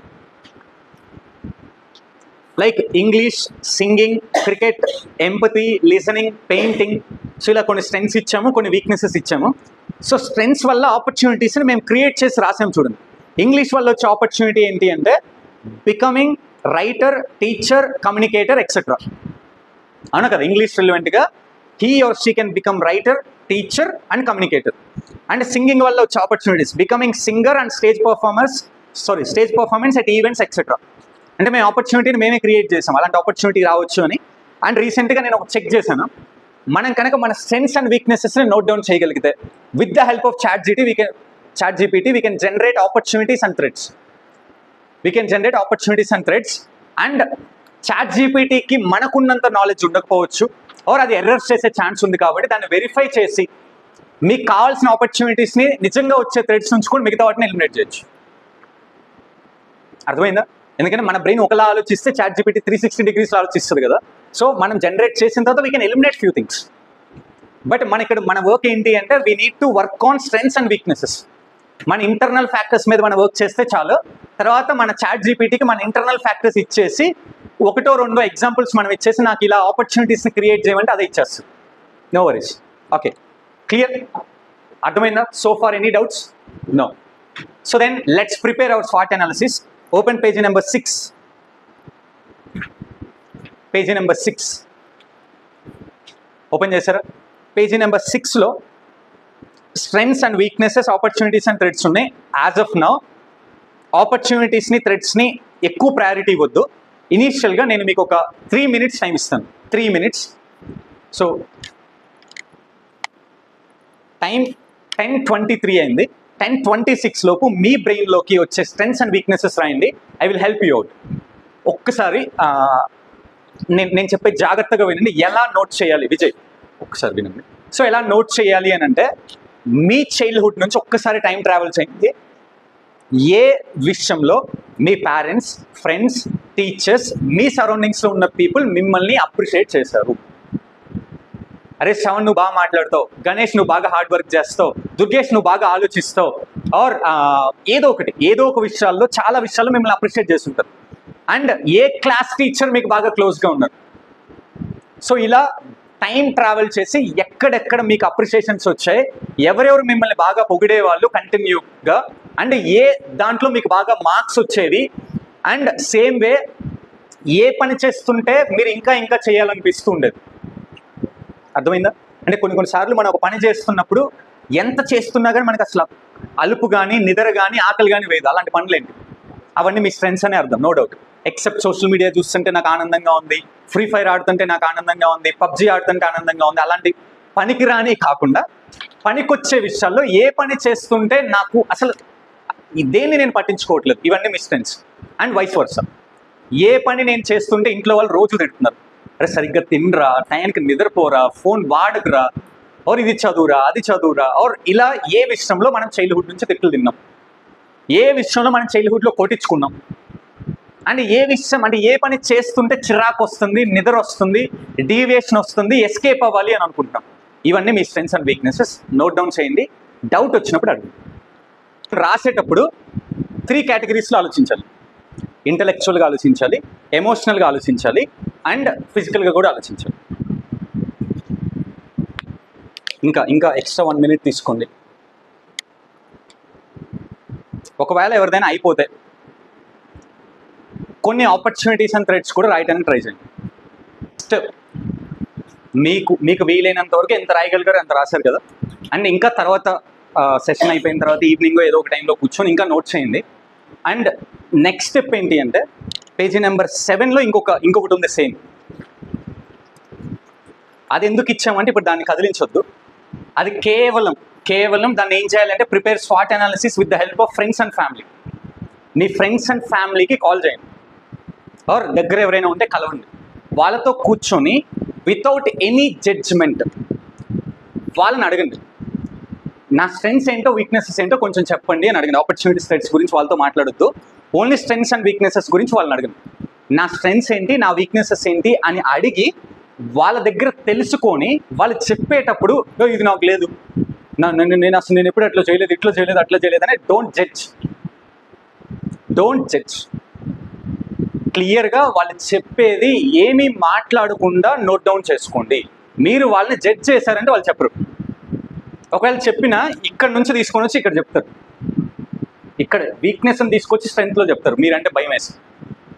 ఎంతమంది మీకు క్లోజ్గా ఉంటే వాళ్ళందరితో మాట్లాడండి. టేక్ 2 to 3 days టైం తీసుకోండి. 2 days టైం తీసుకోండి, 3rd day కల్లా ఫినిష్ చేయండి. ఓకే, మీ friends, family members, closed people ఎవరైనా మీ గురించి వీళ్ళకి తెలుసు అని అనిపిస్తే కాల్ చేసి స్ట్రెంగ్స్ అండ్ వీక్నెసెస్ అడుగు, ఆర్ వాట్సాప్లోనే చేయమని అడుగు. మీ ఇష్టం, ఎలా సేకరిస్తారో మీ ఇష్టం. వాటన్నిటిని ఏ జడ్జ్మెంట్ రాయకుండా, చెప్పకుండా క్లియర్గా బార్కి రాసేసేయండి. ఆపర్చునిటీస్ అండ్ థ్రెట్స్ని స్ట్రైక్ ఆఫ్ చేసేసేయండి, కావాలని మొత్తం రాసేసేయండి. క్లియర్ రాసిన తర్వాత ఫైనల్ స్టెప్ ఉంది కదా, ఫైనల్ స్వాట్ అనాలిసిస్లో ఏం చేయాలి అంటే, ఇప్పుడు మీరు ఆల్రెడీ ఒక వైపు రాశారు కదా, స్టెప్ 1లో రాశారు కదా, అండ్ మీ క్లోజ్డ్ పీపుల్ చెప్పిన స్టెప్ 2లో రాశారు కదా. ఇప్పుడు ఏం చేయాలి అంటే వాటన్నిటిని మళ్ళీ ఒకసారి చెక్ చేయండి. ఓకే, మీరు ఇప్పుడు ఏదో హడౌడ్లో రాసి ఉంటారు, అది నిజమా కాదా అని చెక్ చేసి ఇక్కడ రాయండి. అండ్ మీ రిలేటివ్స్ ఆర్ మీ క్లోజ్డ్ పీపుల్ చెప్పినవన్నీ కరెక్ట్ అవ్వాలనే రూల్ లేదు, అది వాళ్ళ పాయింట్ ఆఫ్ వ్యూ కాబట్టి దాన్ని కూడా మళ్ళీ వెరిఫై చేసి దాన్ని మళ్ళీ అనాలిసిస్ చేసి if it is really correct note down in your final step. అర్థమైందా? అంటే వాళ్ళు ఏది చెప్తే అది రాసుకోమన్నాను కదా, ఎందుకు అంటే వాళ్ళు చెప్పడానికి. మీరు దాన్ని మళ్ళీ అనాలిసిస్ చేసి అది నిజంగా కరెక్ట్ అయితే అక్కడేదో మిమ్మల్ని మీరు గెలిపించుకోవాలని మాత్రం ట్రై చేయదు. మిమ్మల్ని మీరు గెలిపించుకోవాలి అంటే జడ్జిమెంట్ చేయకుండా మీకు నిజం అనిపించిన ప్రతి దాన్ని నోట్ చేసుకోవడమే మిమ్మల్ని మీరు గెలిపించుకోవడానికి వేసిన ఫస్ట్ స్టెప్. లేదు నాకు ఇన్ని వీక్నెస్లు వస్తున్నాయి ఏంటి, ఎవరైనా చూస్తే బాగోదు, ఎవరు అయ్యప్ప చూస్తే బాగోదు, సెవెంత్ చూస్తే బాగోదు, వీళ్ళు చూస్తే ఏదో అనుకుంటారు అని అనుకున్నారంటే ఫస్ట్ స్టెప్ మిమ్మల్ని మీరు ఓడించుకోవడానికి వేశారు అని అర్థం. ఇట్ ఇండికేట్స్ మీ వీక్నెస్లు మీరు మర్చిపోతారు, దానివల్ల ఏమైతే ఏదో ఒక రోజు గొయ్యిలో పడతారు. అవునా కదా? So it's okay to have hundreds of weaknesses. At least now మన వీక్నెసెస్ ఏంటో మనకు తెలుసా, స్లోగా దాన్ని కూడా ఇక్కడికి స్విచ్ చేయొచ్చు. And we are there to support. మీకు ఎవరికైనా మాట్లాడటం రావట్లేదు, నేను ట్రైనింగ్ ఇస్తాం. మీకు ఎవరికైనా చదవటం రావట్లేదు, 7th ట్రైనింగ్ ఇస్తారు. మీకు ఎవరికైనా ఆలోచించడం రావట్లేదు, దానికోసం బ్రెయిన్ స్ట్రోమింగ్ సెషన్స్ కాదు, కావాలంటే 4-5 రోజులు యాక్టివిటీలే చేద్దాం. డోంట్ వరీ, ఎన్ని వీక్నెసెస్ వచ్చినా మనం టార్గెట్ పెట్టుకొని by the end of 2024-25 financial year let us finish. ఏవైతే దానివల్ల high level of threats create అయ్యే ఛాన్సెస్ ఉన్నాయో వాటన్నిటిని మనం రిజాల్వ్ చేసుకుందాం. బట్ ప్లీజ్ వీక్నెసెస్ని దాచిపెట్టొద్దు. క్లియర్? యా, అర్థమైందా? స్వాట్ అనాలిసిస్ అర్థమైంది. ఫస్ట్ స్టెప్ మనం ఆల్రెడీ చేస్తాం. సెకండ్ స్టెప్ మన రిలేటివ్స్ని, క్లోజ్డ్ పీపుల్ని అడిగి చేస్తాం without any judgement, very important point. And third step with the help of first step and second step వాటిని మనం క్లియర్గా అనాలిసిస్ చేసి ఇంకా ఎక్కువ ఆలోచించి దెన్ ఫైనల్గా మనం కంక్లూడ్ చేస్తాం. అండ్ ఆపర్చునిటీస్ థ్రెట్స్ గురించి అంత ఎక్కువ ఆలోచించదు. We have ChatGPT, we can use it later. So right now మన స్ట్రెంగ్స్ అండ్ వీక్నెసెస్ మీద ఎక్కువ ఫోకస్ చేయాలి. అండ్ ఆపర్చునిటీస్ మీరు రాయొద్దు అనే కదా, రాసుకోండి, కానీ చాట్ జీపీటీ హెల్ప్ కూడా తీసుకొని నోట్ డౌన్ చేయండి. అర్థమైందా? యా, ఇక్కడ స్పేస్ ఉండట్లేదు అని అనుకుంటే మనకి వెనకాల నోట్స్లో కానీ ఆర్ క్యూరియాసిటీ క్లౌడ్లో కానీ ఇక్కడ ఎక్కడైనా ఉన్న నోట్స్లో కానీ మీరు నోట్ డౌన్ చేయొచ్చు. ఓకే, సో డిక్లరేషన్ నేను పలుకుతాను, నాతో పాటు మీరు చెప్పాలి. ఓకే, గట్టిగా హార్ట్ మీద చేయి పెట్టుకోండి. I'm the most important person in my life. So learning about my self and knowing myself is the first step to reaching greater heights. అర్థమైందా? మన గురించి మనం తెలుసుకోవడం అనేది మనం గ్రో అవ్వటానికి, మనం గ్రేటర్ హైట్స్ రీచ్ అవ్వటానికి first step. I prioritize self awareness as a key component of personal growth and development. So మీకు ఏ అవసరం ఉన్నా, ఏం కావాలి అన్నా మిమ్మల్ని మీరు ఇంప్రూవ్ చేసుకోవడానికి సెల్ఫ్ అవేర్నెస్ అనేదాన్ని ఒక కీ కాంపోనెంట్గా యూజ్ చేసుకోండి. అర్థమైందంటే మీకు ఫ్యూచర్లో ఎప్పుడైనా ఒక మంచి డెసిషన్ తీసుకోవాలి అనుకున్నా, ఏదైనా ప్రాబ్లం వచ్చినప్పుడన్నా మీకు గుర్తు రావాల్సిన ఫస్ట్ థింగ్ మీ సెల్ఫ్ అవేర్నెస్. ఓకే, నా స్ట్రెంగ్స్ ఏంటో తెలుసుకుందాం, దాని నుంచి సాల్వ్ చేద్దాం. అరే నేను ఈ డెసిషన్ తీసుకోవడానికి నా దగ్గర ఈ వీక్నెస్ ఉంది అని డెసిషన్ తీసుకునేటప్పుడు వెళ్ళి వీక్నెస్ని చూసి ఆ వీక్నెస్ని ఎలా ఓవర్కమ్ అవ్వాలో బిఫోర్ టేకింగ్ డెసిషన్ మీరు డిసైడ్ అవ్వాలి. అర్థమైందా? ప్రతిసారి you should use your self awareness as a key component. Next, I will conduct a clear SWOT analysis with the help of my close family and friends. Okay, I will use my strengths effectively to create more opportunities, and I will work on improving my weaknesses to avoid threats. So మీ స్ట్రెంగ్స్ని మీరు opportunities create చేసుకోవడానికి ఎఫెక్టివ్గా use చేయండి, and స్లోగా మీకు threads రాకుండా ఉండటానికి వీక్నెసెస్ని ఇంప్రూవ్ చేయడానికి పనిచేయండి. స్వాట్ అనాలిసిస్ చేసామా వదిలేసామా అంటే అయిపోతుంది. You should use. Next, I commit to regularly reflecting on my thoughts, emotions and actions to enhance my self-awareness.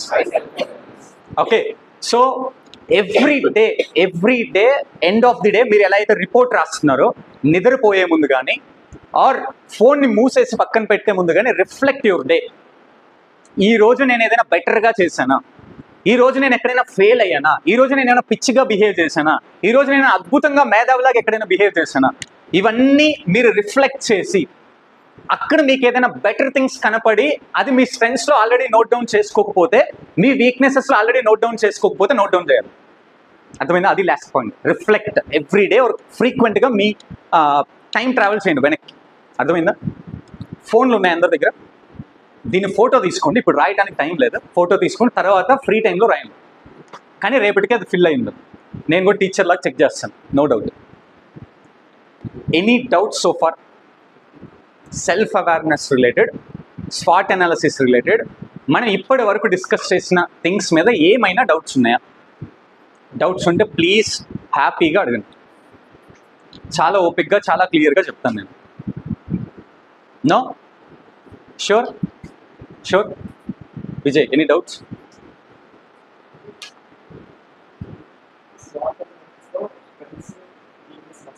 అవును.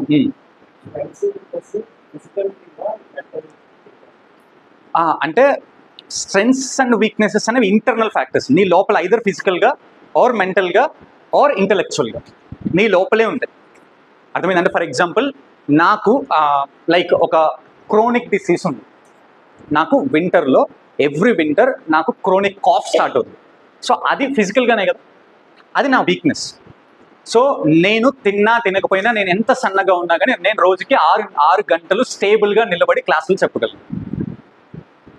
ఇర్రెస్పెక్టివ్ నేను ఎలా కనపడుతున్నాను అనేది అనవసరం. సౌమ్య గారు ప్రూఫ్. ఓకే, స్టేబుల్గా ఇదే పవర్తో నేను క్లాస్ చెప్పగలను. దట్ ఈస్ మై స్ట్రెంగ్త్ ఫిజికల్గా. అర్థమైందా? అండ్ ఇంటలెక్చువల్గా లైక్ ఎలాంటి సిచ్యువేషన్లో అయినా కానీ ఒక రైట్ డెసిషన్ని నేను తీసుకోగలను. Intellectual strength. అండ్ నాకు కొన్ని సార్లు కోపం రాకపోయినా కానీ సిచ్యువేషన్స్ కనుక కోపాన్ని డిమాండ్ చేస్తుంటే నేను కోపాన్ని తెచ్చుకోగలను. That is my emotional strength. అర్థమైందా? అలానే మేబీ సమ్ టైమ్స్ కొన్ని అంటే మేబీ లేదా ఫ్రీక్వెంట్గా నాకు చాలా కోపం వస్తుంది. ఎమోషనల్గా నా వీక్నెస్. అండ్ నా ముందు ఎంత అందరు నవ్వుకుంటూ ఉన్నా కానీ నాకు నవ్వు రాదు. వీక్నెస్. ఓకే, ఎమోషన్స్ గురించి ఇంకా డీటెయిల్గా వీఆర్ గోయింగ్ టు లర్న్. చాలా డీటెయిల్గా మనం నేర్చుకుంటాం. స్ట్రెస్, డిప్రెషన్, ఎమోషన్, ఈ 3 ఫ్యాక్టర్స్ మీద మనం చాలా టైం స్పెండ్ చేస్తాం. ఓకే, అర్థం క్లారిటీ వచ్చింది కదా? నీ డౌట్ క్లారిటీ అయింది కదా? ఫిజికల్గా నేను నుంచోగలను ఎన్ని గంటలైనా, నేను నడవగలను, నేను పరిగెత్తగలను, నా స్ట్రెంగ్త్. అండ్ వీక్నెస్ ఏంటి అంటే నాకు క్రోనిక్ కాఫ్ ఉంది ఆర్ నాకు బ్యాక్ పెయిన్ ఉంది. సో ఇవన్నీ వీక్నెసెస్ కేటగిరీలోకి రావచ్చు. ఆర్ నేను ఎక్కువసేపు కూర్చోలేను, ఆర్ నేను ఎక్కువసేపు కూర్చోగలను అంటే స్ట్రెంగ్త్, కూర్చోలేను అంటే వీక్నెస్. సో నేను ఎమోషన్స్, అసలు నాకు నవ్వు రాదు, బాధ రాదు, కోపం రాదు, ఏడుపు రాదు అంటే వీక్నెస్. నేను ఊరికే ఏడ్చేస్తున్నాను, ఊరికే నవ్వేస్తున్నాను, అది వీక్నెస్. నేను ఏ సిచ్యువేషన్లో ఏడవాలి, ఏ సిచ్యువేషన్లో నవ్వాలి, ఏ సిచ్యువేషన్లో కోప్పడాలి, అండ్ ఏ సిచ్యువేషన్స్లో ఎలా బిహేవ్ చేయాలి ఎమోషనల్గా, అవి స్ట్రెంగ్త్స్ అవుతాయి. క్లారిటీ వచ్చింది? అండ్ ఇంటలెక్చువల్గా నేను రైట్ డెసిషన్స్ తీసుకోగలను, నేను బాగా ఆలోచించగలను, నేను బాగా ప్రాబ్లమ్ సాల్వ్ చేయగలను, ఆర్ నాకు ఈ స్కిల్ ఉంది, వెబ్ డెవలప్మెంట్ అనే స్కిల్ ఉంది, నాకు వర్డ్ ప్రెస్లో నాలెడ్జ్ ఉంది, ఆర్ నేను UI UX డిజైన్ బాగా చేయగలను. ఇవన్నీ స్ట్రెంగ్త్స్. Yeah, clear? ఇంకా ఏమైనా డౌట్స్ ఉన్నాయా? నేను చాలా ఎగ్జాంపుల్స్ చెప్పగలను, మీ డౌట్స్ని బట్టే చెప్పగలను. ఏమన్నా ఉంటే ప్లీజ్ అడగండి, కంగారు ఏం లేదు. క్లియర్? సో దీనికి 5 minutes టైం వేస్ట్ చేసి రాపేయటం ఎందుకని ఫోటో తీపించాం. Clear? Yeah, done. So what is empathy? Page number 10. Page number 10. ఇది ఎంపతి అంటే ఏంటి? What is empathy? అరే ఎంపతి అంటే ఏమనుకుంటున్నాం? తెలియదు అన్నా? నో, తెలుసు. ఓకే, సరే. సింపతి అంటే ఏంటో తెలుసు అన్న? ఏంటి? జాలి, దయ, కరుణ. ఓకే, ఫ్రీగా వచ్చాయని సింపతి. అంతే కదా, నో కాస్ట్. దానికి పెద్ద మనీ కానీ టైం కానీ ఏం స్పెండ్ చేయాల్సిన పని. అయ్యో రామ, అయ్యో పాపం, అయ్యో వాళ్ళకి రక్తం వస్తుంది, అయ్యో వాళ్ళు స్ట్రెస్లో ఉన్నారు, అయ్యో వాళ్ళు చచ్చిపోయారు, వీళ్ళు చచ్చిపోయారు. It's easy. సో ఇది ఫ్రీగా అందరికీ ఉండే స్కిల్లే. దెన్ ఎంపతి అంటే ఏంటో చూద్దాం ఒకసారి. ఏం రాయొద్దు. ఎంపతి అంటే సింపుల్గా understanding from others point of view. వేరే వాళ్ళ ప్లేస్లోకి వెళ్ళి అర్థం చేసుకోవటాన్ని ఎంపతి అంటారు. సో దానికి 3 కేటగిరీస్. ఒకటి seeing with the eyes of others, ఎదుటి వాళ్ళ ప్లేస్లోకి వెళ్ళి చూడటం. Listening with the years of others, ఎదుటి వాళ్ళ ప్లేస్లోకి వెళ్ళి వినటం. Feeling with the heart of others, ఎదుటి వాళ్ళ ప్లేస్లోకి వెళ్ళి ఫీల్ అవ్వడం. అర్థమైందా? సో ఒక్కసారి నోట్ డౌన్ చేయండి. ఈ ఎంపతి అని ఇక్కడ కొద్ది స్పేస్ ఉంది, అక్కడ నోట్ డౌన్ చేయండి.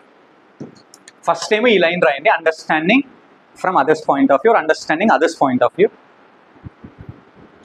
Next, seeing with the eyes of others, listening with the ears of others, and feeling with the heart of others.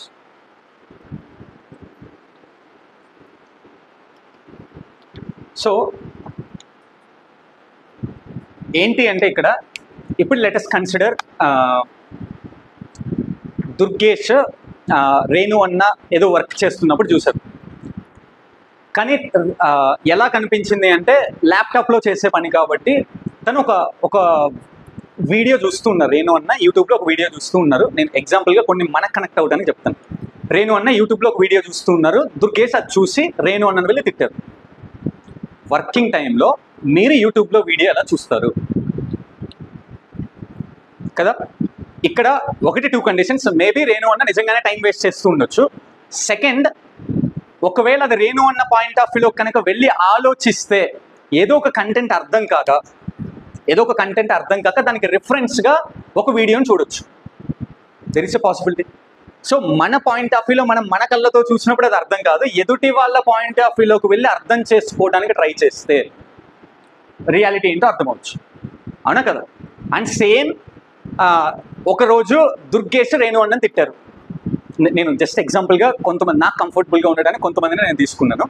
So Durgesh Renu అన్నని తిట్టారు. లైక్ రేణు అన్న కోపం వచ్చి రేణు అన్న అరిచేశారు. అసలు నా తప్పు ఏం లేదు, నేను ఖచ్చితంగా 100% కరెక్టే, తప్పు చేసే హ్యాబిట్ నాకు లేదు అని రేణు అన్న సెల్ఫ్ రెస్పెక్ట్తో దుర్గేష్ మీద గొడవ పడ్డాడు. కానీ అక్కడ దుర్గేష్ పాయింట్ ఆఫ్ వ్యూలోకి మనం వెళ్తే, ఒకవేళ దుర్గేష్ని ఒక హై టికెట్ క్లయింట్ తిట్టి 30,000 రూపాయలు ఇస్తున్న క్లయింట్ ఎవరో వల్ల జరిగిన మిస్టేక్, అది రేణు అన్న వల్ల వచ్చి ఇంకొకరి వల్ల అవ్వచ్చు, ఆ క్లయింట్ మన నుంచి విత్డ్రా అయిపోయాడు, అంటే బయటకు వెళ్ళిపోయాడు. నాకు అవసరం లేదు, మీకు కావాల్సిన డబ్బులు ఏంటో రాండి సెటిల్ చేసుకోండి, ఇంకా మాకు నెక్స్ట్ మంత్ నుంచి వద్దు. సో 30,000 పోయాయి అనే ఫ్రస్ట్రేషన్తో ఎవరిని తిట్టాలో అర్థం కాక రేణుకేశ్వరరావు అన్న మీద కొంచెం ర్యాపో ఉండటం వల్ల క్లోజ్గా ఫీల్ అయ్యి ఓన్గా ఫీల్ అయ్యి తిట్టుండొచ్చు. దెర్ ఇస్ ఎ పాసిబిలిటీ కదా?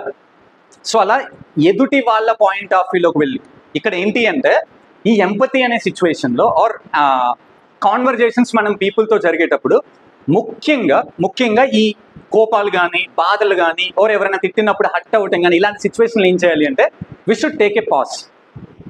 ముందు రియాక్ట్ అవ్వకుండా రెస్పాండ్ అవ్వండి. రియాక్ట్కి రెస్పాండ్కి డిఫరెన్స్ తెలుసా ఏంటి? ఒక సింపుల్ ఎగ్జాంపుల్ చెప్తాను. నేను ఎక్కడో విన్నాను, గౌర్ గోపాల్ దాస్ అని గొప్ప ఆయన చెప్పినప్పుడు, మనం వాటర్ బాటిల్ ఉంది అనుకోండి, షేక్ చేసి క్యాప్ తీసాం, ఏమైంది? ఏమవ్వదు, వాటర్ క్యాప్ ఓపెన్ అవుతుంది అంతే. సో అదే థమ్స్అప్ బాటిల్ని ఇలా అని క్యాప్ తీసాం, ఏమైంది? సో రియాక్షన్ రెస్పాన్స్ డిఫరెన్స్ అది. అంటే పొంగిపోవటాన్నే రియాక్ట్ అంటారు. కూల్గా ఏం జరిగింది దుర్గేష్, ఎందుకు అంత కోపంగా ఉన్నావు అని అడగటాన్ని రెస్పాండ్ అవ్వటం అంటారు. అర్థమైందా? సో మన వర్క్ ఎన్వైరన్మెంట్లో ఇలాంటివన్నీ చాలా జరుగుతాయి. ఎదుటి వాళ్ళు ఎవడో చెప్పింది వినో మనం వేరే వాళ్ళని జడ్జ్ చేస్తాం. నో, ఎవరిని జడ్జ్ చేయొద్దు. వాళ్ళ పాయింట్ ఆఫ్ వ్యూలోకి వెళ్ళి వినండి. పోనీ వాళ్ళని అడిగి వాళ్ళు చెప్తే వినండి. వాళ్ళ పాయింట్ ఆఫ్ వ్యూలోకి వెళ్ళి చూడండి. మీరు చూసిందే ప్రతిసారి రైట్ అవ్వాలి అనే రూల్ లేదు. అండ్ వాళ్ళ పాయింట్ ఆఫ్ వ్యూలోకి వెళ్ళి ఫీల్ అవ్వండి. అప్పుడు క్లారిటీ వస్తుంది. అర్థమైందా? సో ఈ ఎంపతిని మన వర్క్ ఎన్వైరన్మెంట్లో మనం ఎంత ప్రాక్టీస్ చేస్తే మన రిలేషన్స్ అంత రెస్పాన్సివ్గా అంత క్లోజ్డ్గా ఉంటాయి, మన ప్రొడక్టివిటీ అంతే లెవెల్లో ఇంక్రీజ్ అవుతుంది. ఎవ్రీడే వీఆర్ ఇలాంటివి చాలా చాలా చాలా మిస్టేక్స్ జరుగుతున్నాయి మన పాయింట్ ఆఫ్ వ్యూ నుంచి చూడటం వల్ల. చిన్న ఎగ్జాంపుల్ చెప్తాను. మీరు చైల్డ్హుడ్లో డిక్టేషన్స్ స్లిప్ టెస్ట్లు రాసారా? ఎంతమంది రాశారు? నేను రాసాను. చైల్డ్హుడ్లో డిక్టేషన్స్ స్లిప్ టెస్ట్లు ఎంతమంది రాశారు? Everybody, right? రాయలా? అందరూ రాసాం. సో మనం కష్టపడి ఒక డిక్టేషన్ రాసాం, ఒక స్లిప్ టెస్ట్ రాసాం, మనం చెక్ చేసాం, చాలా కష్టపడి ఎవాల్యుయేట్ చేసాం, కానీ మనకేం తప్పులు కనపడలా. వెంటనే ఎవరికో మనం ఇచ్చాం, ఎక్స్చేంజ్ చేసుకుని ఉంటాం కదా, వాళ్ళు టక్క టక్క టక్క టక్క టక్క టక్ గుడ్సున్నాలని చుట్ల ఇది తప్పు. ఎక్స్పీరియన్స్ ఎవరైనా అయ్యారు లేదా? ఇట్ ఇండికేట్స్ మన తప్పులు మన కళ్ళకి కనపడవు, మనం చేసిన తప్పులు మన చెవులకు వినపడవు, మన హార్ట్కి అస్సలు అర్థం కాదు. Because we are heroes. మన దృష్టిలో మనంత గొప్ప పీపుల్ ఎవరూ లేరు అని నేను కూడా ఫీల్ అవుతాను. అది న్యాచురలే, అలా ఫీల్ అవ్వటం కూడా న్యాచురలే, అదేదో తప్పు అని నేను అనట్లేదు. బట్ రైట్ అవ్వాలి అని అంటే we should think from our point of view, sorry others point of వ్యూ. అదర్స్ పాయింట్ ఆఫ్ వ్యూలోకి వెళ్ళి మనం ఆలోచిస్తే ఏది రైటో అర్థమవుతుంది. అర్థమైందా? సో మన నమ్మకం ఇంపార్టెంట్ కాదు, ఇక్కడ ట్రూత్ ఇంపార్టెంట్. నేను కరెక్టే ఓర్ ఇది కరెక్టే అది కరెక్టే అనే ట్రూత్ ఇంపార్టెంట్, అక్కడ నమ్మకం ఇంపార్టెంట్ కాదు, అలా అనుకోవడం ఇంపార్టెంట్ కాదు, ట్రూత్ ఇంపార్టెంట్. క్లారిటీ వచ్చిందా? సో మన వర్క్ ఎన్వైరన్మెంట్లో నాకు ఇది రేపటి నుంచి కనపడాలి. ఎవరు రియాక్ట్ అవ్వకూడదు, ఎవ్రీ పర్సన్ షుడ్ రెస్పాండ్. ఎవరు వెంటనే ఎదుటి వాళ్ళని, ఈవెన్ దుర్గేష్ అయినా ఆ కోపం వచ్చినప్పుడు వేరే వాళ్ళ మీద నువ్వు చూపించకూడదు, అంటే అప్పుడప్పుడు చూపిస్తే మనం తట్టుకోవాలి. అర్థమైందా? ఎవరి మీద కోపం చూపించే అర్హత, రైట్ లేదు. పొరపాటును ఎప్పుడైనా ఒకసారి చూపించినప్పుడు మనందరం ఒక ఆర్మీ కాబట్టి, ఇదంతా ఒక వర్క్ ఫోర్స్ కాబట్టి we should adjust. Clear? Yeah. So let us do an activity. Till now నాకు బయట ఎగ్జాంపుల్స్ వద్దు, అస్సలు వద్దు. I don't allow. ఆటమ్స్ ఆఫీస్లో మీరు ఎక్కడ ఎప్పుడు ఎవరి మీద ఎంపతిని యూజ్ చేశారు? వెయిట్. అండ్ ఆటమ్స్ ఆఫీస్లో మీరు ఎప్పుడు ఎక్కడ ఎవరి దగ్గర ఎంపతిని కోల్పోయారు? I need 2 examples from everyone. 2 examples from everyone. Come on. మీకు జరిగిన దాన్ని అందరికీ అర్థమయ్యేలా చెప్పండి. ఇలా దుర్గేష్ నేను మాట్లాడుకుంటున్నాం, సో దుర్గేష్ ఒక మిస్టేక్ చేసినట్లు నాకు కనపడింది, నేను దాని గురించి తెలుసుకోకుండా వెంటనే దుర్గేష్ని పిలిచి లెఫ్ట్ అండ్ రైట్ ఇచ్చేసాను, అంటే నేను తిట్టేశాను, అరిచేశాను. కానీ తర్వాత నేను తీరా కూర్చొని దాన్ని అనాలిసిస్ చేస్తే అక్కడ దుర్గేష్ తప్పేమీ లేదు అని నాకు అర్థమైంది, అక్కడ నేను ఎంపతిని డిస్ప్లే చేయలేదు. ఓకే, ఒక పాయింట్ ఆఫ్ టైంలో శ్రవణ్ ఒక బిగ్గెస్ట్ మిస్టేక్ చేశాడు.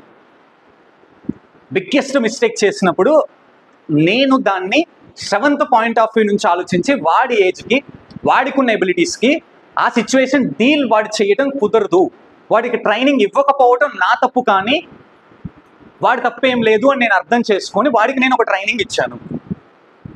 అర్థమైందా? ఇక్కడ నేను దుర్గేష్ని తిట్టాను, అక్కడేమో శ్రవణ్ని వాడి ప్లేస్లోకి వెళ్ళి ఆలోచించి వాడికి ఆ ఎబిలిటీస్ ఉండే ఛాన్స్ లేదు, ఆ ట్రైనింగ్ ఇవ్వాల్సిన రెస్పాన్సిబిలిటీ నాది అని నేను అర్థం చేసుకుని ఆ పర్టికులర్ పాయింట్ ఆఫ్ టైంలో పలానా సేల్స్ మీదో, లీడర్షిప్ మీదో, లైఫ్ స్కిల్స్ మీదో తనకి ట్రైనింగ్ ఇచ్చాను. క్లారిటీ వచ్చిందా? Not displayed and clear situation. Yeah, come on. I need every response or every person's response. Come on. So అంటే అందరితో ఎందుకు అడిగాను అంటే, ఈవెన్ నేను కూడా ఎందుకు చెప్పాను, శ్రవంత్తో కూడా ఎందుకు చెప్పించాను అంటే, I have a reason, strong reason. Empathy అనేది అందరిలో ఉంటుంది. ఫస్ట్ పాయింట్, ఎంపతి అందరూ కొన్నిసార్లు వాడలేరు. సెకండ్ పాయింట్, అర్థమైంది? ఈవెన్ శ్రవంత్ గ్రేట్ కదా, CEO అండ్ నేను చైర్మన్, గ్రేట్ కదా. బట్ స్టిల్ నేను కూడా, ఈవెన్ శ్రవంత్ కూడా కొన్నిసార్లు ఎంపతి వాడటంలో ఫెయిల్ అవుతాం. Because we are not robotics or we are not robots. As a human beings మనకి బ్రెయిన్ని, హార్ట్ని బ్యాలెన్స్ చేయడం కుదరదు, అవునా కదా? దాన్ని బ్యాలెన్స్ చేసిన వాడికి ధ్యానం చేసుకుని ఎక్కడ హిమాలయాల్లో ఉంటారు, ఇక్కడ ఉండరు వాళ్ళు, అవునా కదా? సో అది కామన్.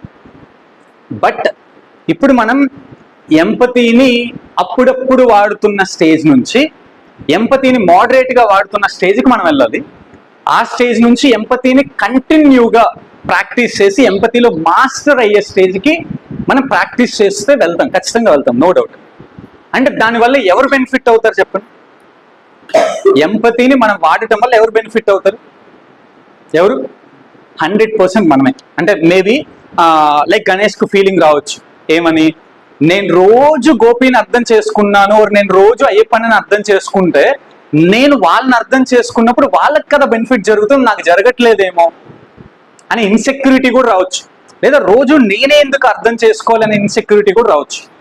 అలా కాకుండా అర్థం చేసుకుంటూ వెన్ ఎవర్ టైం కమ్స్ వాళ్ళకి దాన్ని తెలియజేయండి. ఇలా కాదబ్బా, ఇలా ఉండు. ఆర్ మీరు ఒక లీడర్గా ఉన్నప్పుడు, ఎవరైతే లీడ్స్ ఉన్నారో లీడ్గా ఉన్నప్పుడు మీ అండర్లో వర్క్ చేసే టీమ్ ప్రాబ్లమ్స్ ఏంటో తెలుసుకుని దాని రిలేటెడ్గా ట్రైనింగ్ ప్రోగ్రామ్స్ ప్లాన్ చేసి వాళ్ళు ఇంప్రూవ్ చేయండి. ఇప్పుడు ఫర్ ఎగ్జాంపుల్ లైక్ నేను ఇప్పుడు ఎంపతిని ఎక్కడ వాడాను చెప్పమంటారా? ఇక్కడ నుంచి అట్లా వెళ్ళాను, ఫస్ట్ మన దుర్గా చెప్పాడు, వాడు తడబడ్డాడు, నేను ఓకే అని మళ్ళీ ఇక్కడ నుంచి మొదలు పెట్టాను.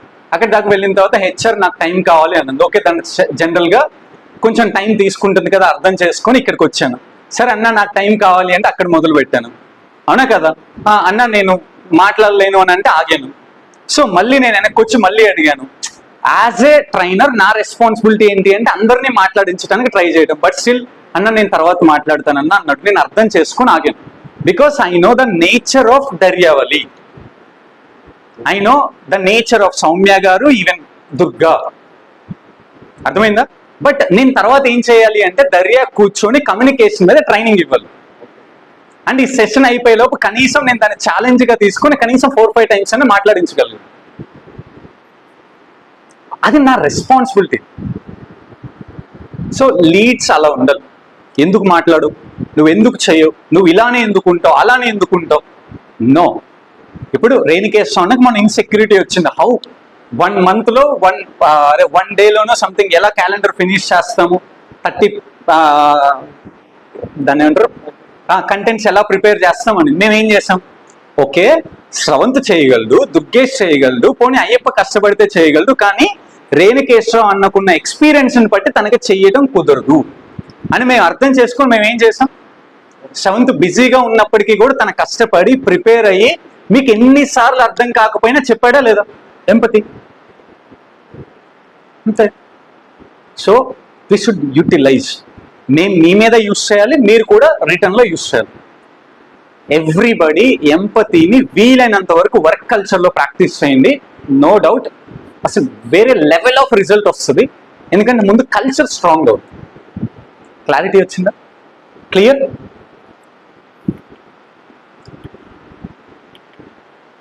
Okay, come on.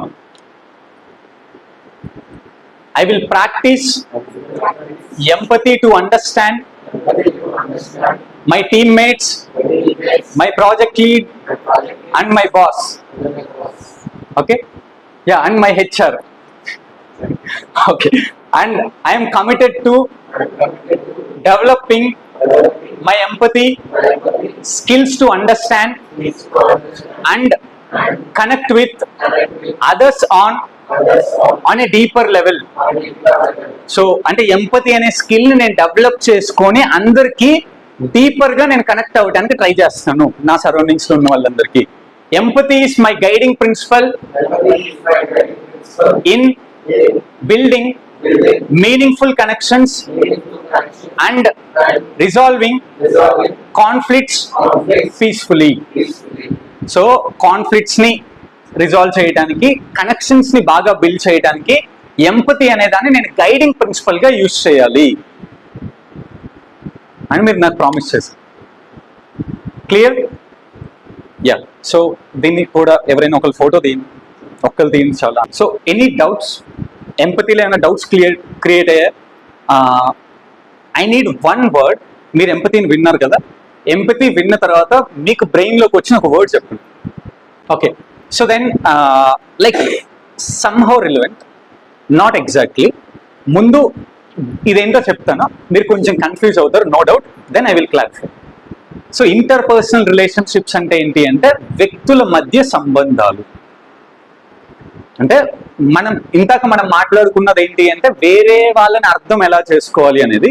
ఇక్కడ రిలేషన్షిప్స్ ఎలా ఉండాలి అనే దాని గురించి మాట్లాడుతాం. ఇంటర్ పర్సనల్ రిలేషన్షిప్స్ అంటే వ్యక్తుల మధ్య సంబంధాలు ఎలా ఉండాలి, ఒక వ్యక్తికి కొన్ని వ్యక్తుల మధ్య సంబంధాలు ఎలా ఉండాలి. So first, interpersonal relationships refers to the social connections, interactions and bonds between two or more individuals. Like social connection అంటే people తో connections అవ్వచ్చు, ఆర్ మనం ఎలా ఎదుటి వాళ్ళతో ఎలా ఇంటరాక్ట్ అవుతున్నాం అనొచ్చు, ఎదుటి వాళ్ళకి మనకి మధ్య బాండింగ్ ఎలా ఉంటుంది అనే దాన్ని ఇంటర్పర్సనల్ రిలేషన్షిప్స్ అనొచ్చు. And it describes the quality of interactions you have with different kind of people in your life. ఇప్పుడు మనం క్వాలిటీ, ఎంత క్వాలిటీతో మనం మాట్లాడగలుగుతున్నాం, కాన్వర్జేషన్స్ ఆర్ ఎలా ఉంటున్నాయి, ఇంటరాక్షన్స్ ఎలా ఉంటున్నాయి అనేది కూడా ఇంటర్పర్సనల్ రిలేషన్షిప్స్లో ఉంది. ఫర్ ఎగ్జాంపుల్, నేను కొన్ని ఎగ్జాంపుల్స్ చెప్తాను. లైక్ నేను ఒక ఐఏఎస్ ఆఫీసర్ దగ్గరికి వెళ్ళినప్పుడు quality of conversation or conversation ఎలా ఉంటుందంటే, సార్ చెప్పండి సార్, మాట్లాడండి సార్, ప్లీజ్ సార్, టైం ఇవ్వండి సార్ అంటే భయపడుతూ నేను మాట్లాడుతాను. అర్థమైంది?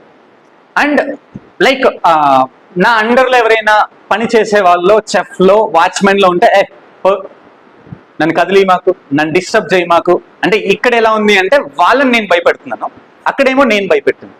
సో ఈ రెండు wrong. So in everywhere we should take respect, we should give respect. ఎవరికి మనం భయపడొద్దు, ఎవరిని మనం భయపెట్టద్దు. మనం ఎవరికంటే హై లెవెల్ కాదు అండ్ మనం ఎవరికంటే లో లెవెల్ కూడా కాదు. సో విత్ సెల్ఫ్ రెస్పెక్ట్ మనం క్వాలిటీగా ఇంటరాక్షన్స్ జరగాలి ఎవ్రీవేర్. సో మన క్లయింట్స్ ఏమి దేవుళ్ళు కాదు, వాళ్ళు బిజినెస్ చేస్తున్నారు, మనం కూడా బిజినెస్ చేస్తున్నాం. ఓకే, మన ఎంప్లాయీస్ ఏమి లైక్ పనికిరాని వాళ్ళు, వేస్ట్ ఫెలోస్ కాదు, మనము పని చేస్తున్నాం, వాళ్ళు పని చేస్తున్నాం. We should give respect, we should take respect. మనం ఎవరికి భయపడొద్దు, ఎవరిని మనం భయపెట్టొద్దు. ప్రతి పర్సన్తో కాన్ఫిడెంట్గా, క్వాలిటీగా, ఫ్రీగా మనం మాట్లాడదు. అంతే కదా, కాన్స్టిట్యూషన్లో ఏదో ఉంటుంది కదా, freedom of speech. So we have right.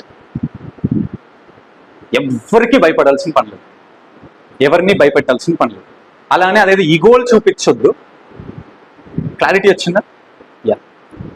So ఇది బేసిక్గా ఇంటర్పర్సనల్ రిలేషన్షిప్స్. లైక్ ఒక రెండు స్టోరీస్ చెప్తాను, చాలా చిన్న స్టోరీస్, సో దట్ ఇవి మీకు ఎంత బాగా యూటిలైజ్ అవుతాయో మీకు అర్థమవుతుంది. లైక్ ఒక పెద్ద కంపెనీ ఉంది, అది సాఫ్ట్వేర్ కంపెనీ, ఏదో కంపెనీ అనుకోండి. అయితే ఆ కంపెనీలో చాలా మంది హై లెవెల్ మేనేజర్స్ ఉన్నారు. మేనేజర్స్, జనరల్ మేనేజర్స్ చాలా మంది ఉన్నారు. ఒక 20 మెంబర్స్ ఉంటారు. ఆ కంపెనీలో మొత్తం మీద ఒక 2000 మంది పనిచేస్తారు. అయితే డిఫరెంట్ గేట్స్ ఉంటాయి, బోల్డ్ అంత మంది వాచ్మెన్స్ కూడా ఉంటారు, చాలా మంది ఆయాస్ ఇలా ఉంటారు. అయితే ఈ కంపెనీలో ఒక మేనేజర్ గురించి నేను మాట్లాడుతాను. ఆ మేనేజర్ ఎవ్రీ డే మార్నింగ్ ఆఫీస్కి వస్తూ వాచ్మెన్ దగ్గర ఆగి, బాబాయ్ బాగున్నారా, గుడ్ మార్నింగ్, బ్రేక్ఫాస్ట్ అయిందా, అంతా ఓకేనా అని నవ్వుతూ మాట్లాడి లోపలికి వెళ్తారు. సో లోపలికి వెళ్ళిన తర్వాత అతనికి రొటీన్ వర్క్స్ ఉంటాయి. అతని వర్క్స్ అన్నీ కూడా తన అండర్లో ఉన్న టీమ్ లీడ్స్తో మీటింగ్స్ అండ్ వాళ్ళు ఫాలో అప్ చేసి మానిటర్ చేయడం. అండ్ ఎవ్రీడే ఈవినింగ్ ఎగ్జాక్ట్గా 5:45కి అతను ఒక రూమ్లోకి వెళ్ళాలి. ఆ రూమ్లోకి వెళ్ళి సంథింగ్, అది చాలా క్లోజ్డ్ రూమ్ అండ్ ఒక 10 minutes అందులో అతనికి పని ఉంటుంది, ఫ్రమ్ 5:45 to 5:55. అండ్ ఆ డోర్ అనేది 6 o'clockకి బయట నుంచి లాక్ అయిపోతుంది. లోపలేమో చాలా టెంపరేచర్ లోగా ఉంటుంది. అతను చాలా సీక్రెట్గా ఏదో ప్రైవసీ థింగ్స్ అన్నిటిని అక్కడ ఎంట్రీ చేసుకొని, డే అంతా జరిగిన థింగ్స్ అన్నిటిని అక్కడ ఎంట్రీ చేసుకొని బయటికి రావాలి. అయితే 5:45కి అతను ఎంటర్ అవుతాడు, 5:55కి బయటకు వస్తాడు. డోర్ క్లోజ్ చేయాల్సిన పని లేదు, జస్ట్ దగ్గరికి వేసేస్తే అదే 6 o'clockకి ఆటోమేటిక్గా క్లోజ్ అయిపోతుంది. ఆ డోర్ని బయట నుంచి ఓపెన్ చేయొచ్చు కానీ లోపల నుంచి ఓపెన్ చేయడం కుదరదు. అండ్ ఎవ్రీడే ఇతను 5:45కి లోపలికి వచ్చి 5:55కి బయటకు వెళ్ళి 6 o'clock కల్లా బయటకు వెళ్ళిపోతాడు, అంటే ఇంటికి వెళ్ళటం స్టార్ట్ చేస్తాడు. వెళ్ళేటప్పుడు మళ్ళీ ఓకే బాబాయ్ వెళ్ళి వస్తాను జాగ్రత్త అని చెప్పేసి వాచ్మెన్తో మాట్లాడి వెళ్ళిపోతాడు నవ్వుతూ. అయితే వన్ ఫైన్ డే అతను లోపలికి వచ్చాడు, వాచ్మెన్తో నవ్వుతూ మాట్లాడాడు. అతనికి ఏదో సహాయం కావాలంటే సహాయం కూడా చేశాడు, వాళ్ళ పిల్లలకి ఏదో ఫీజు కట్టుకోవాలి అని అంటే. దెన్ లోపలికి వెళ్ళాడు, కంటిన్యూగా everyday busy packed meetings. And తను తెలియక టైం చూసుకోకుండా డైలీ రొటీన్ కాబట్టి 5:45కి లోపలికి వెళ్ళాల్సిన అతను 5:55కి లోపలికి వెళ్ళాడు. అతను టైం చూసుకోలేదు, బికాస్ ఎవ్రీడే చేసే పని. సో 5:55కి లోపలికి వెళ్ళాడు, తన వర్క్స్ అన్ని చూసుకుంటూ ఉన్నాడు. సో 6:05 అయింది, డోర్ క్లోజ్ అయిపోయింది. అతనికి అది అర్థం కాలేదు. 6:05కి డోర్ ఓపెన్ చేయడానికి చూస్తుంటే డోర్ ఓపెన్ అవ్వట్లేదు. టైం చూస్తే 6:05. డన్. హీ నోస్ అది బయట నుంచి ఓపెన్ చేయాలి కానీ లోపల నుంచి అవ్వదు అనే విషయం అర్థమైపోయి ఇంకా తను ఎంత అరిచాడు, పిలిచాడు, హెల్ప్ అన్నాడు, అక్కడ ఫోన్ లేదు, ఏది సిగ్నల్స్ ఉండవు, పని చేయదు, బయట నుంచి ఎవడైనా వస్తేనే తను బతుకుతాడు. సో అలా తను అరిచి కళ్ళు తిరిగి అన్కాన్షియస్ అయి పడిపోయాడు. So just with in few seconds ఎవరో వచ్చారు, డోర్ తీశారు, అతను బయటికి లాగేశారు, కాళ్ళు చేతులు రుద్దారు, అతను లేపారు. అతను లేచి కళ్ళు తెరిచి చూస్తే వాచ్మెన్. అతన్ని కాపాడింది వాచ్మెన్. సో ఇక్కడ నేను ఉన్నాను అని మీకు ఎలా తెలుసు అంటే, సార్ ఈ కంపెనీలో 2000 మంది పనిచేస్తారు, కానీ నాతో ఎవ్రీడే మాట్లాడేది మీరు ఒక్కళ్ళే, ఇంకెవరు మాట్లాడరు. ఓన్లీ ద పర్సన్ నాతో మాట్లాడేది మీరు ఒక్కళ్ళే. అది కూడా నవ్వుతూ మాట్లాడతారు, నాకు అవసరమయ్యే హెల్ప్ అంతా చేస్తూ ఉంటారు. ఎవ్రీడే మార్నింగ్ మీకోసం వెయిట్ చేస్తాను, మీ నవ్వుతో మీరు మాట్లాడడానికి, అండ్ ఈవినింగ్ మళ్ళీ మీరు నవ్వుతూ మాట్లాడి నాతో వెళ్తారు, దానికోసం నేను రోజు వెయిట్ చేస్తాను. ఆ విషయం మీకు తెలియదు.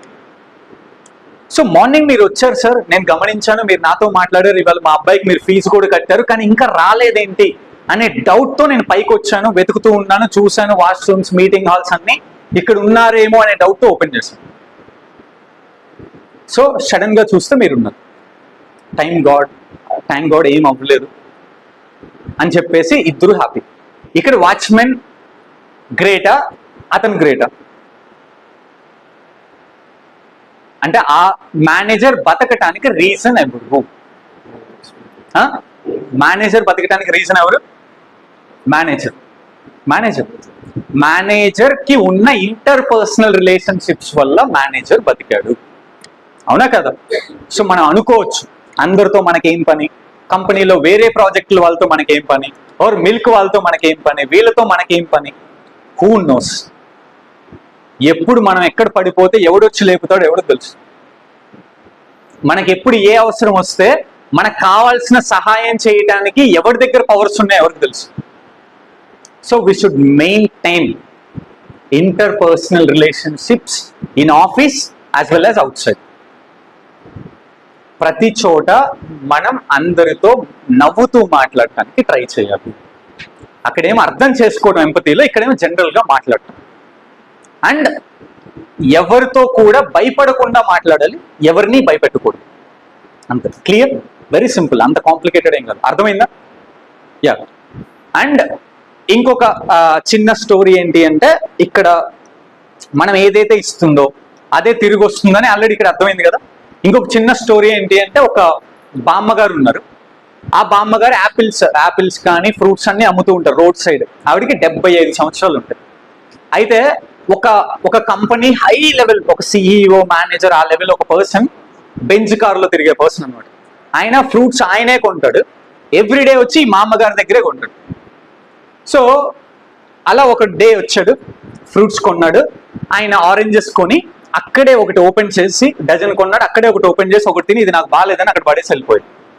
సెకండ్ డే మళ్ళీ వచ్చాడు, కొన్నాడు, ఒకటి తినేసి ఇది నాకు బాగా, నువ్వే తినా, అక్కడ పడేసి వెళ్ళిపోయాడు. 3వ రోజు, 4వ రోజు, 5వ రోజు, రోజు అలానే 4-5 రోజులు చేశాడు. ఈ సిఇఓ డ్రైవర్ ఉంటాడు కదా, డ్రైవర్, సార్ అసలు మీరు కారు దిగాల్సిన పని లేదు, నాకు చెప్తే నేను తెస్తాను. అసలు మీరు ఇక్కడ కొనాల్సిన పని లేదు, మీ ఇంట్లో చాలా మంది పనోళ్ళు ఉన్నారు, వాళ్ళు ఎక్కడో సూపర్ మార్కెట్లో తెస్తారు, మీరే వస్తారు, మీరే ఆగుతారు, మీరే దిగుతారు. ఆవిడ ఎంత చెప్తే అంత బేరం ఆడకుండా డబ్బులు ఇస్తారు. ఇదంతా ఓకే సార్, మీరు మంచోళ్ళు అనుకున్నా, గొప్పోళ్ళు అనుకున్నా, నాకు ఒక విషయం అర్థం కావట్లేదు సార్. రోజు మీరు ఒక ఫ్రూట్స్ కొంటున్నారు, ఒక డజన్, ఒక ఫ్రూట్ ఒలుస్తున్నారు, ఒకటి తింటున్నారు, బాగాలేదని అక్కడ పడేస్తున్నారు, ఎందుకు? అది రోజు ఎందుకు పడేస్తున్నారు అని అంటే ఆయన చెప్తాడు, అరే మా అమ్మగారికి 75 సంవత్సరాలు ఉన్నాయి, మా అమ్మ కంటే పెద్ద ఆవిడ, మా అమ్మకే నేను రోజు ఫ్రూట్స్ తీసుకొని వెళ్తున్నాను, ఆవిడ హ్యాపీగా తింటున్నారు, బాగున్నారు. కానీ ఈవిడ 75 సంవత్సరాలు ఉన్న ముసలావిడ ఎండలో నుంచొని ఫ్రూట్స్ అమ్మాల్సినంత అవసరం తనకు ఏంటి? ఈ ఏజ్ లో కూడా అమ్ముతున్నారంటే ఆవిడకి పాపం ఇంకా బాధ్యతలు తీరలేదు, కష్టాలు ఉన్నాయి. పైగా ఆవిడ పక్కన ఒక చిన్న పిల్లోడు కూర్చొని ఉన్నాడు. మేబీ ఆ పిల్లోడి రెస్పాన్సిబిలిటీ ఈవిడదేనేమో. ఆవిడ ఫ్రూట్స్ తినాల్సిన వయసు కదా, కనీసం నేనన్నా ఒక పండు ఇస్తే తీసుకోదామా, ఎందుకంటే ఆ ఏజ్ లో పని చేస్తుందంటే ఖచ్చితంగా సెల్ఫ్ రెస్పెక్ట్ ఉండేదిగా. పోనీ ఒక 10,000 ఇద్దామంటే అది కూడా తీసుకోదు. కనీసం ఇలా నేను ఒలిచి ఒక ఫ్రూట్ తిని అక్కడ పడేస్తే అది వేస్ట్ అయిపోయిద్ది అనే రీజన్తో అయినా తినడానికి ఛాన్సెస్ ఉన్నాయి కదా. అర్థమైందా? సో ఈ మా అమ్మగారి పక్కన ఒక బుడ్డోడు ఉన్నారు కదా, వాడికి డౌట్ వచ్చింది, వసే బామ్మ రోజు ఆ పెద్ద ఆయన నీ దగ్గరికే వస్తున్నాడు, ఆయన డజన్ అడుగుతుంటే నువ్వు 14 కాయలు ఎందుకు వేస్తున్నావు? ఒరే, ఆ బాబు గారు నా మీద ఉన్న ప్రేమతో పండు తిని బాలేదు అని చెప్పి అక్కడ ఎందుకు వేస్తున్నాడో తెలుసా? నేను తినాలి అనే ఒక మంచితనంతో, అలాంటి వాళ్ళకి మన వల్ల లాస్ అవ్వకూడదురా, అందుకనే 2 పళ్ళు ఎక్కువ వేస్తున్నానని చెప్తారు. అర్థమైందా?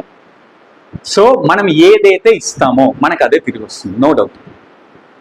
ఏదైనా మనం దాని నుంచి ఎక్స్పెక్ట్ చేయాల్సిన పని కూడా లేదు. ఇప్పుడు 2 పళ్ళు ఎక్కువ వేస్తుంది అనే విషయం ఆయనకు తెలుసా? సో మనకు తెలియాల్సిన పని కూడా లేదు, మనం దాన్ని అబ్జర్వ్ చేయాల్సిన పని కూడా లేదు. It will come back in unexpected way. So be friendly. ప్రతి వ్యక్తితో వీలైనంత వరకు బాగా మాట్లాడడానికి ట్రై చేయండి. దానివల్ల మనకు వచ్చే లాస్ ఏం లేదు, దానివల్ల వచ్చే బెనిఫిట్స్ ఏంటో చూద్దాం. సో ఒకటి, నెట్వర్కింగ్ ఆపర్చునిటీ. వెళ్ళినప్పుడల్లా ఎవరో ఒకరితో మాట్లాడుతూ you will get networking opportunity. And second, personal and professional growth. అంటే ఆ పర్సన్, మనకు కనెక్షన్ వచ్చిన పర్సన్ మనకి పర్సనల్ లైఫ్లో యూస్ అవ్వచ్చు, ప్రొఫెషనల్ లైఫ్లో కూడా యూస్ అవ్వచ్చు. అవునా కదా? ఒక పర్సన్ వల్ల మనకు వేరే చోట ఇప్పుడు మనం చేస్తున్న దానికంటే హై లెవెల్ జాబ్ కూడా రావచ్చు. అండ్ ఒక పర్సన్ వల్ల మనకి ఏదైనా పర్సనల్ ప్రాబ్లమ్స్ వచ్చినప్పుడు హాస్పిటల్లోనో ఇంకొక చోట అతను మనకి హెల్ప్ చేయొచ్చు. And second, improved mental health. So మనం నవ్వుతూ ఆనందంగా స్ట్రెస్ తీసుకోకుండా, ఎవరికి భయపడకుండా, ఎవరిని భయపెట్టకుండా రెస్పెక్ట్ తీసుకుంటూ రెస్పెక్ట్ ఇస్తున్నప్పుడు we will get mental health. మన మెంటల్ హెల్త్ మనకి ఇంప్రూవ్ అయ్యే ఛాన్స్ ఉంటుంది. And enhanced personal health. So దానివల్ల పర్సనల్ హెల్త్ కూడా బాగుంటుంది, అవునా కదా? ఆర్ ఫిజికల్ హెల్త్ అనుకోండి. క్లియర్? Yeah, note down.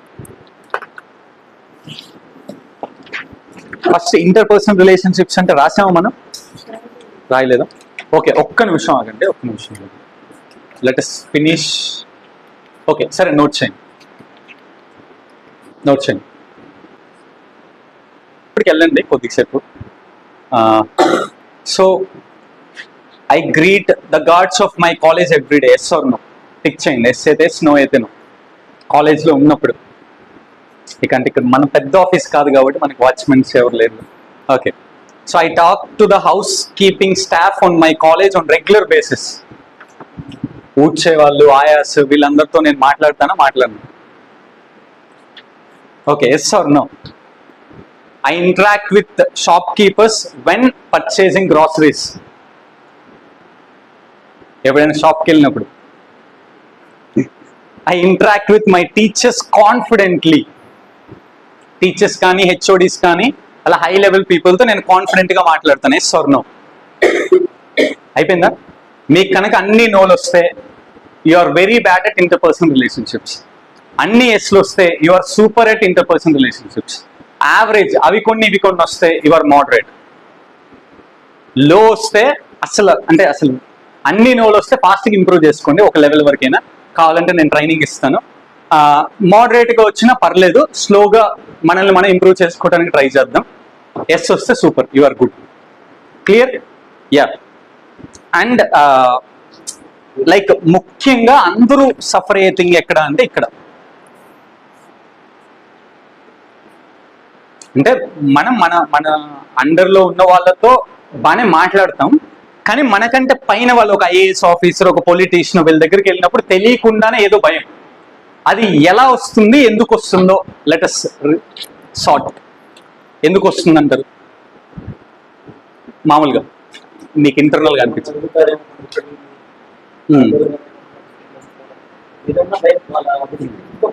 అంతే. సో నేను రీజన్ చెప్తాను. ఎందుకు అనంటే, మనల్ని మనం చిన్న చేసుకొని వేరే వాళ్ళని పెద్దగా చూసినప్పుడు భయం వస్తుంది. లెట్ us కన్సిడర్, ఒక ఐఏఎస్ ఆఫీసర్ ఉన్నారు. ఒక ఐఏఎస్ ఆఫీసర్ దగ్గరికి వెళ్ళినప్పుడు నాకు ఎందుకు భయం వస్తుందంటే, వామ్మో ఐఏఎస్ ఆఫీసర్ ఆయన చాలా కష్టపడ్డాడు, చాలా గ్రేట్, చాలా గొప్పోడు. Okay, good good, respective. ఎందుకు భయపడతావు? నీ ఏజ్లో నువ్వేం చేయాలో ఆ రెస్పాన్సిబిలిటీస్ అన్నిటినీ నువ్వు సక్రమంగా చేస్తున్నప్పుడు నువ్వు తక్కువ ఏంటి? ఈ ఏజ్లో నువ్వు ఎవరి దగ్గర అడుక్కోకుండా, ఎవరిని మోసం చేయకుండా, నీ సొంతగా నువ్వు డబ్బులు సంపాదించుకొని నువ్వు తింటూ నీ కుటుంబానికి పెట్టాలి. నువ్వు చేస్తున్నావు కదా, సూపర్, గ్రేట్, దట్స్ ఇనఫ్. అంతేగాని మనల్ని మనం తగ్గించుకుంటే ఖచ్చితంగా భయం వస్తుంది. That is the reason. అమ్మో టీచర్స్,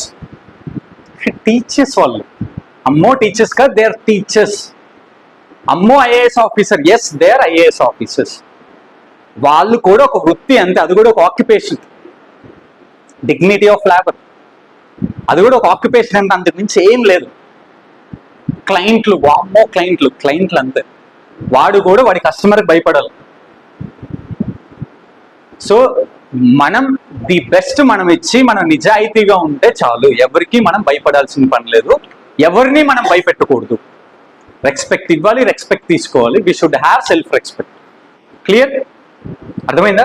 ముందు మన మీద మనకి రెస్పెక్ట్ ఉన్నప్పుడు, మన మీద మనకి కాన్ఫిడెన్స్ ఉన్నప్పుడు, అండ్ మనం అంటే మనకి ఇష్టం ఉన్నప్పుడు, మన గురించి మనకి తెలిసినప్పుడు ఇది రాదు, ఆ భయం ఉండదు. దీని అన్నిటికీ రూట్ కాజ్ ఏంటి అంటే, we don't know about our self, we don't have self love, we don't have self respect, we don't have self confidence. So మనం భయపడతాం, సింపుల్. దాన్ని ఎలా ఓవర్కమ్ అవ్వాలి, హయ్యర్ అథారిటీస్తో ఎలా డీల్ చేయాలంటే, first know about your self, then love your self, increase your confidence or self confidence, then మీకు మీరు respect ఇచ్చుకోవటం start చేస్తారు ఆటోమేటిక్గా. మీ గురించి మీకు తెలిసి మిమ్మల్ని మీరు లవ్ చేసుకొని మీ మీద మీకు కాన్ఫిడెన్స్ వచ్చినప్పుడు మీ మీద మీకు రెస్పెక్ట్ స్టార్ట్ అవుతుంది. దెన్ వేరే వాళ్ళకి మీరు భయపడరు, సింపుల్. అండ్ దీన్ని ఎలా ప్రాక్టీస్ చేయాలంటే, స్లోగా మనం నేర్చుకోవాలి. ఇవన్నీ సెల్ఫ్ అవేర్నెస్ ఇవన్నీ ఎలాగో చేస్తాము. అండ్ వన్ ప్రాక్టీస్ ఏంటి అంటే, ఎవరైనా ఒక గొప్ప వాళ్ళు, పెద్ద వాళ్ళ దగ్గరికి వెళ్ళినప్పుడు మీరు మిమ్మల్ని మెంటల్గా ప్రిపేర్ చేసుకోండి. అయ్యప్ప డోంట్ వరీ, వాళ్ళేమో పైనుంచి ఆకాశం మీద నుంచే రాలేదు, నువ్వు భూమి అమ్మ కడుపున నుంచి వచ్చావు, వాళ్ళు కూడా భూమి మీద పెరిగాడు, నువ్వు కూడా భూమి మీద పెరిగావు. వాడి లెవెల్లో వాళ్ళు పనిచేస్తుంటే నీ లెవెల్లో నువ్వు పనిచేస్తున్నావు, you are not at all, నువ్వు తక్కువ కాదు అని నీకు నువ్వు చెప్పుకొని వెళ్ళాలి. దెన్ స్లోగా ఆన్ ప్రాక్టీస్, స్లోగా మీకు తెలియకుండానే ఆ ఫియర్ పోతుంది. ప్రాక్టీస్ చేయకపోతే మాత్రం పోదు. Clear?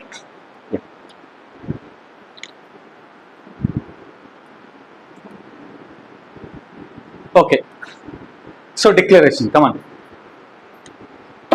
I will cultivate patience and understanding in my interactions, promoting harmony and cooperation in my relationships. Yeah, harmony అనే దాని గురించి మళ్ళీ నేను మాట్లాడతాను తర్వాత ఎప్పుడైనా. సో సింపుల్గా ఏంటి అంటే, మన అందరితో బాగుండటం, లైక్ మన వాళ్ళని మనం ప్రొటెక్ట్ చేసుకోవటం అండ్ మనల్ని మనం ప్రొటెక్ట్ చేసుకోవటం. Okay, I commit to active listening and effective communication to strengthen my interpersonal relationships. Okay, so ముందు మాట్లాడటం కంటే ముందు వినండి. ఫస్ట్ వినటం అలవాటు చేసుకోండి, దెన్ బాగా మాట్లాడటం అలవాటు చేసుకోండి. సో దట్ మీ రిలేషన్షిప్స్ బాగా స్ట్రెంగ్తన్ అవుతాయి. ఎలా వినాలి, ఎలా మాట్లాడాలి అనే దాని గురించి మళ్ళీ మాట్లాడండి. Okay, next, I will respect people regardless of whether they are rich or poor.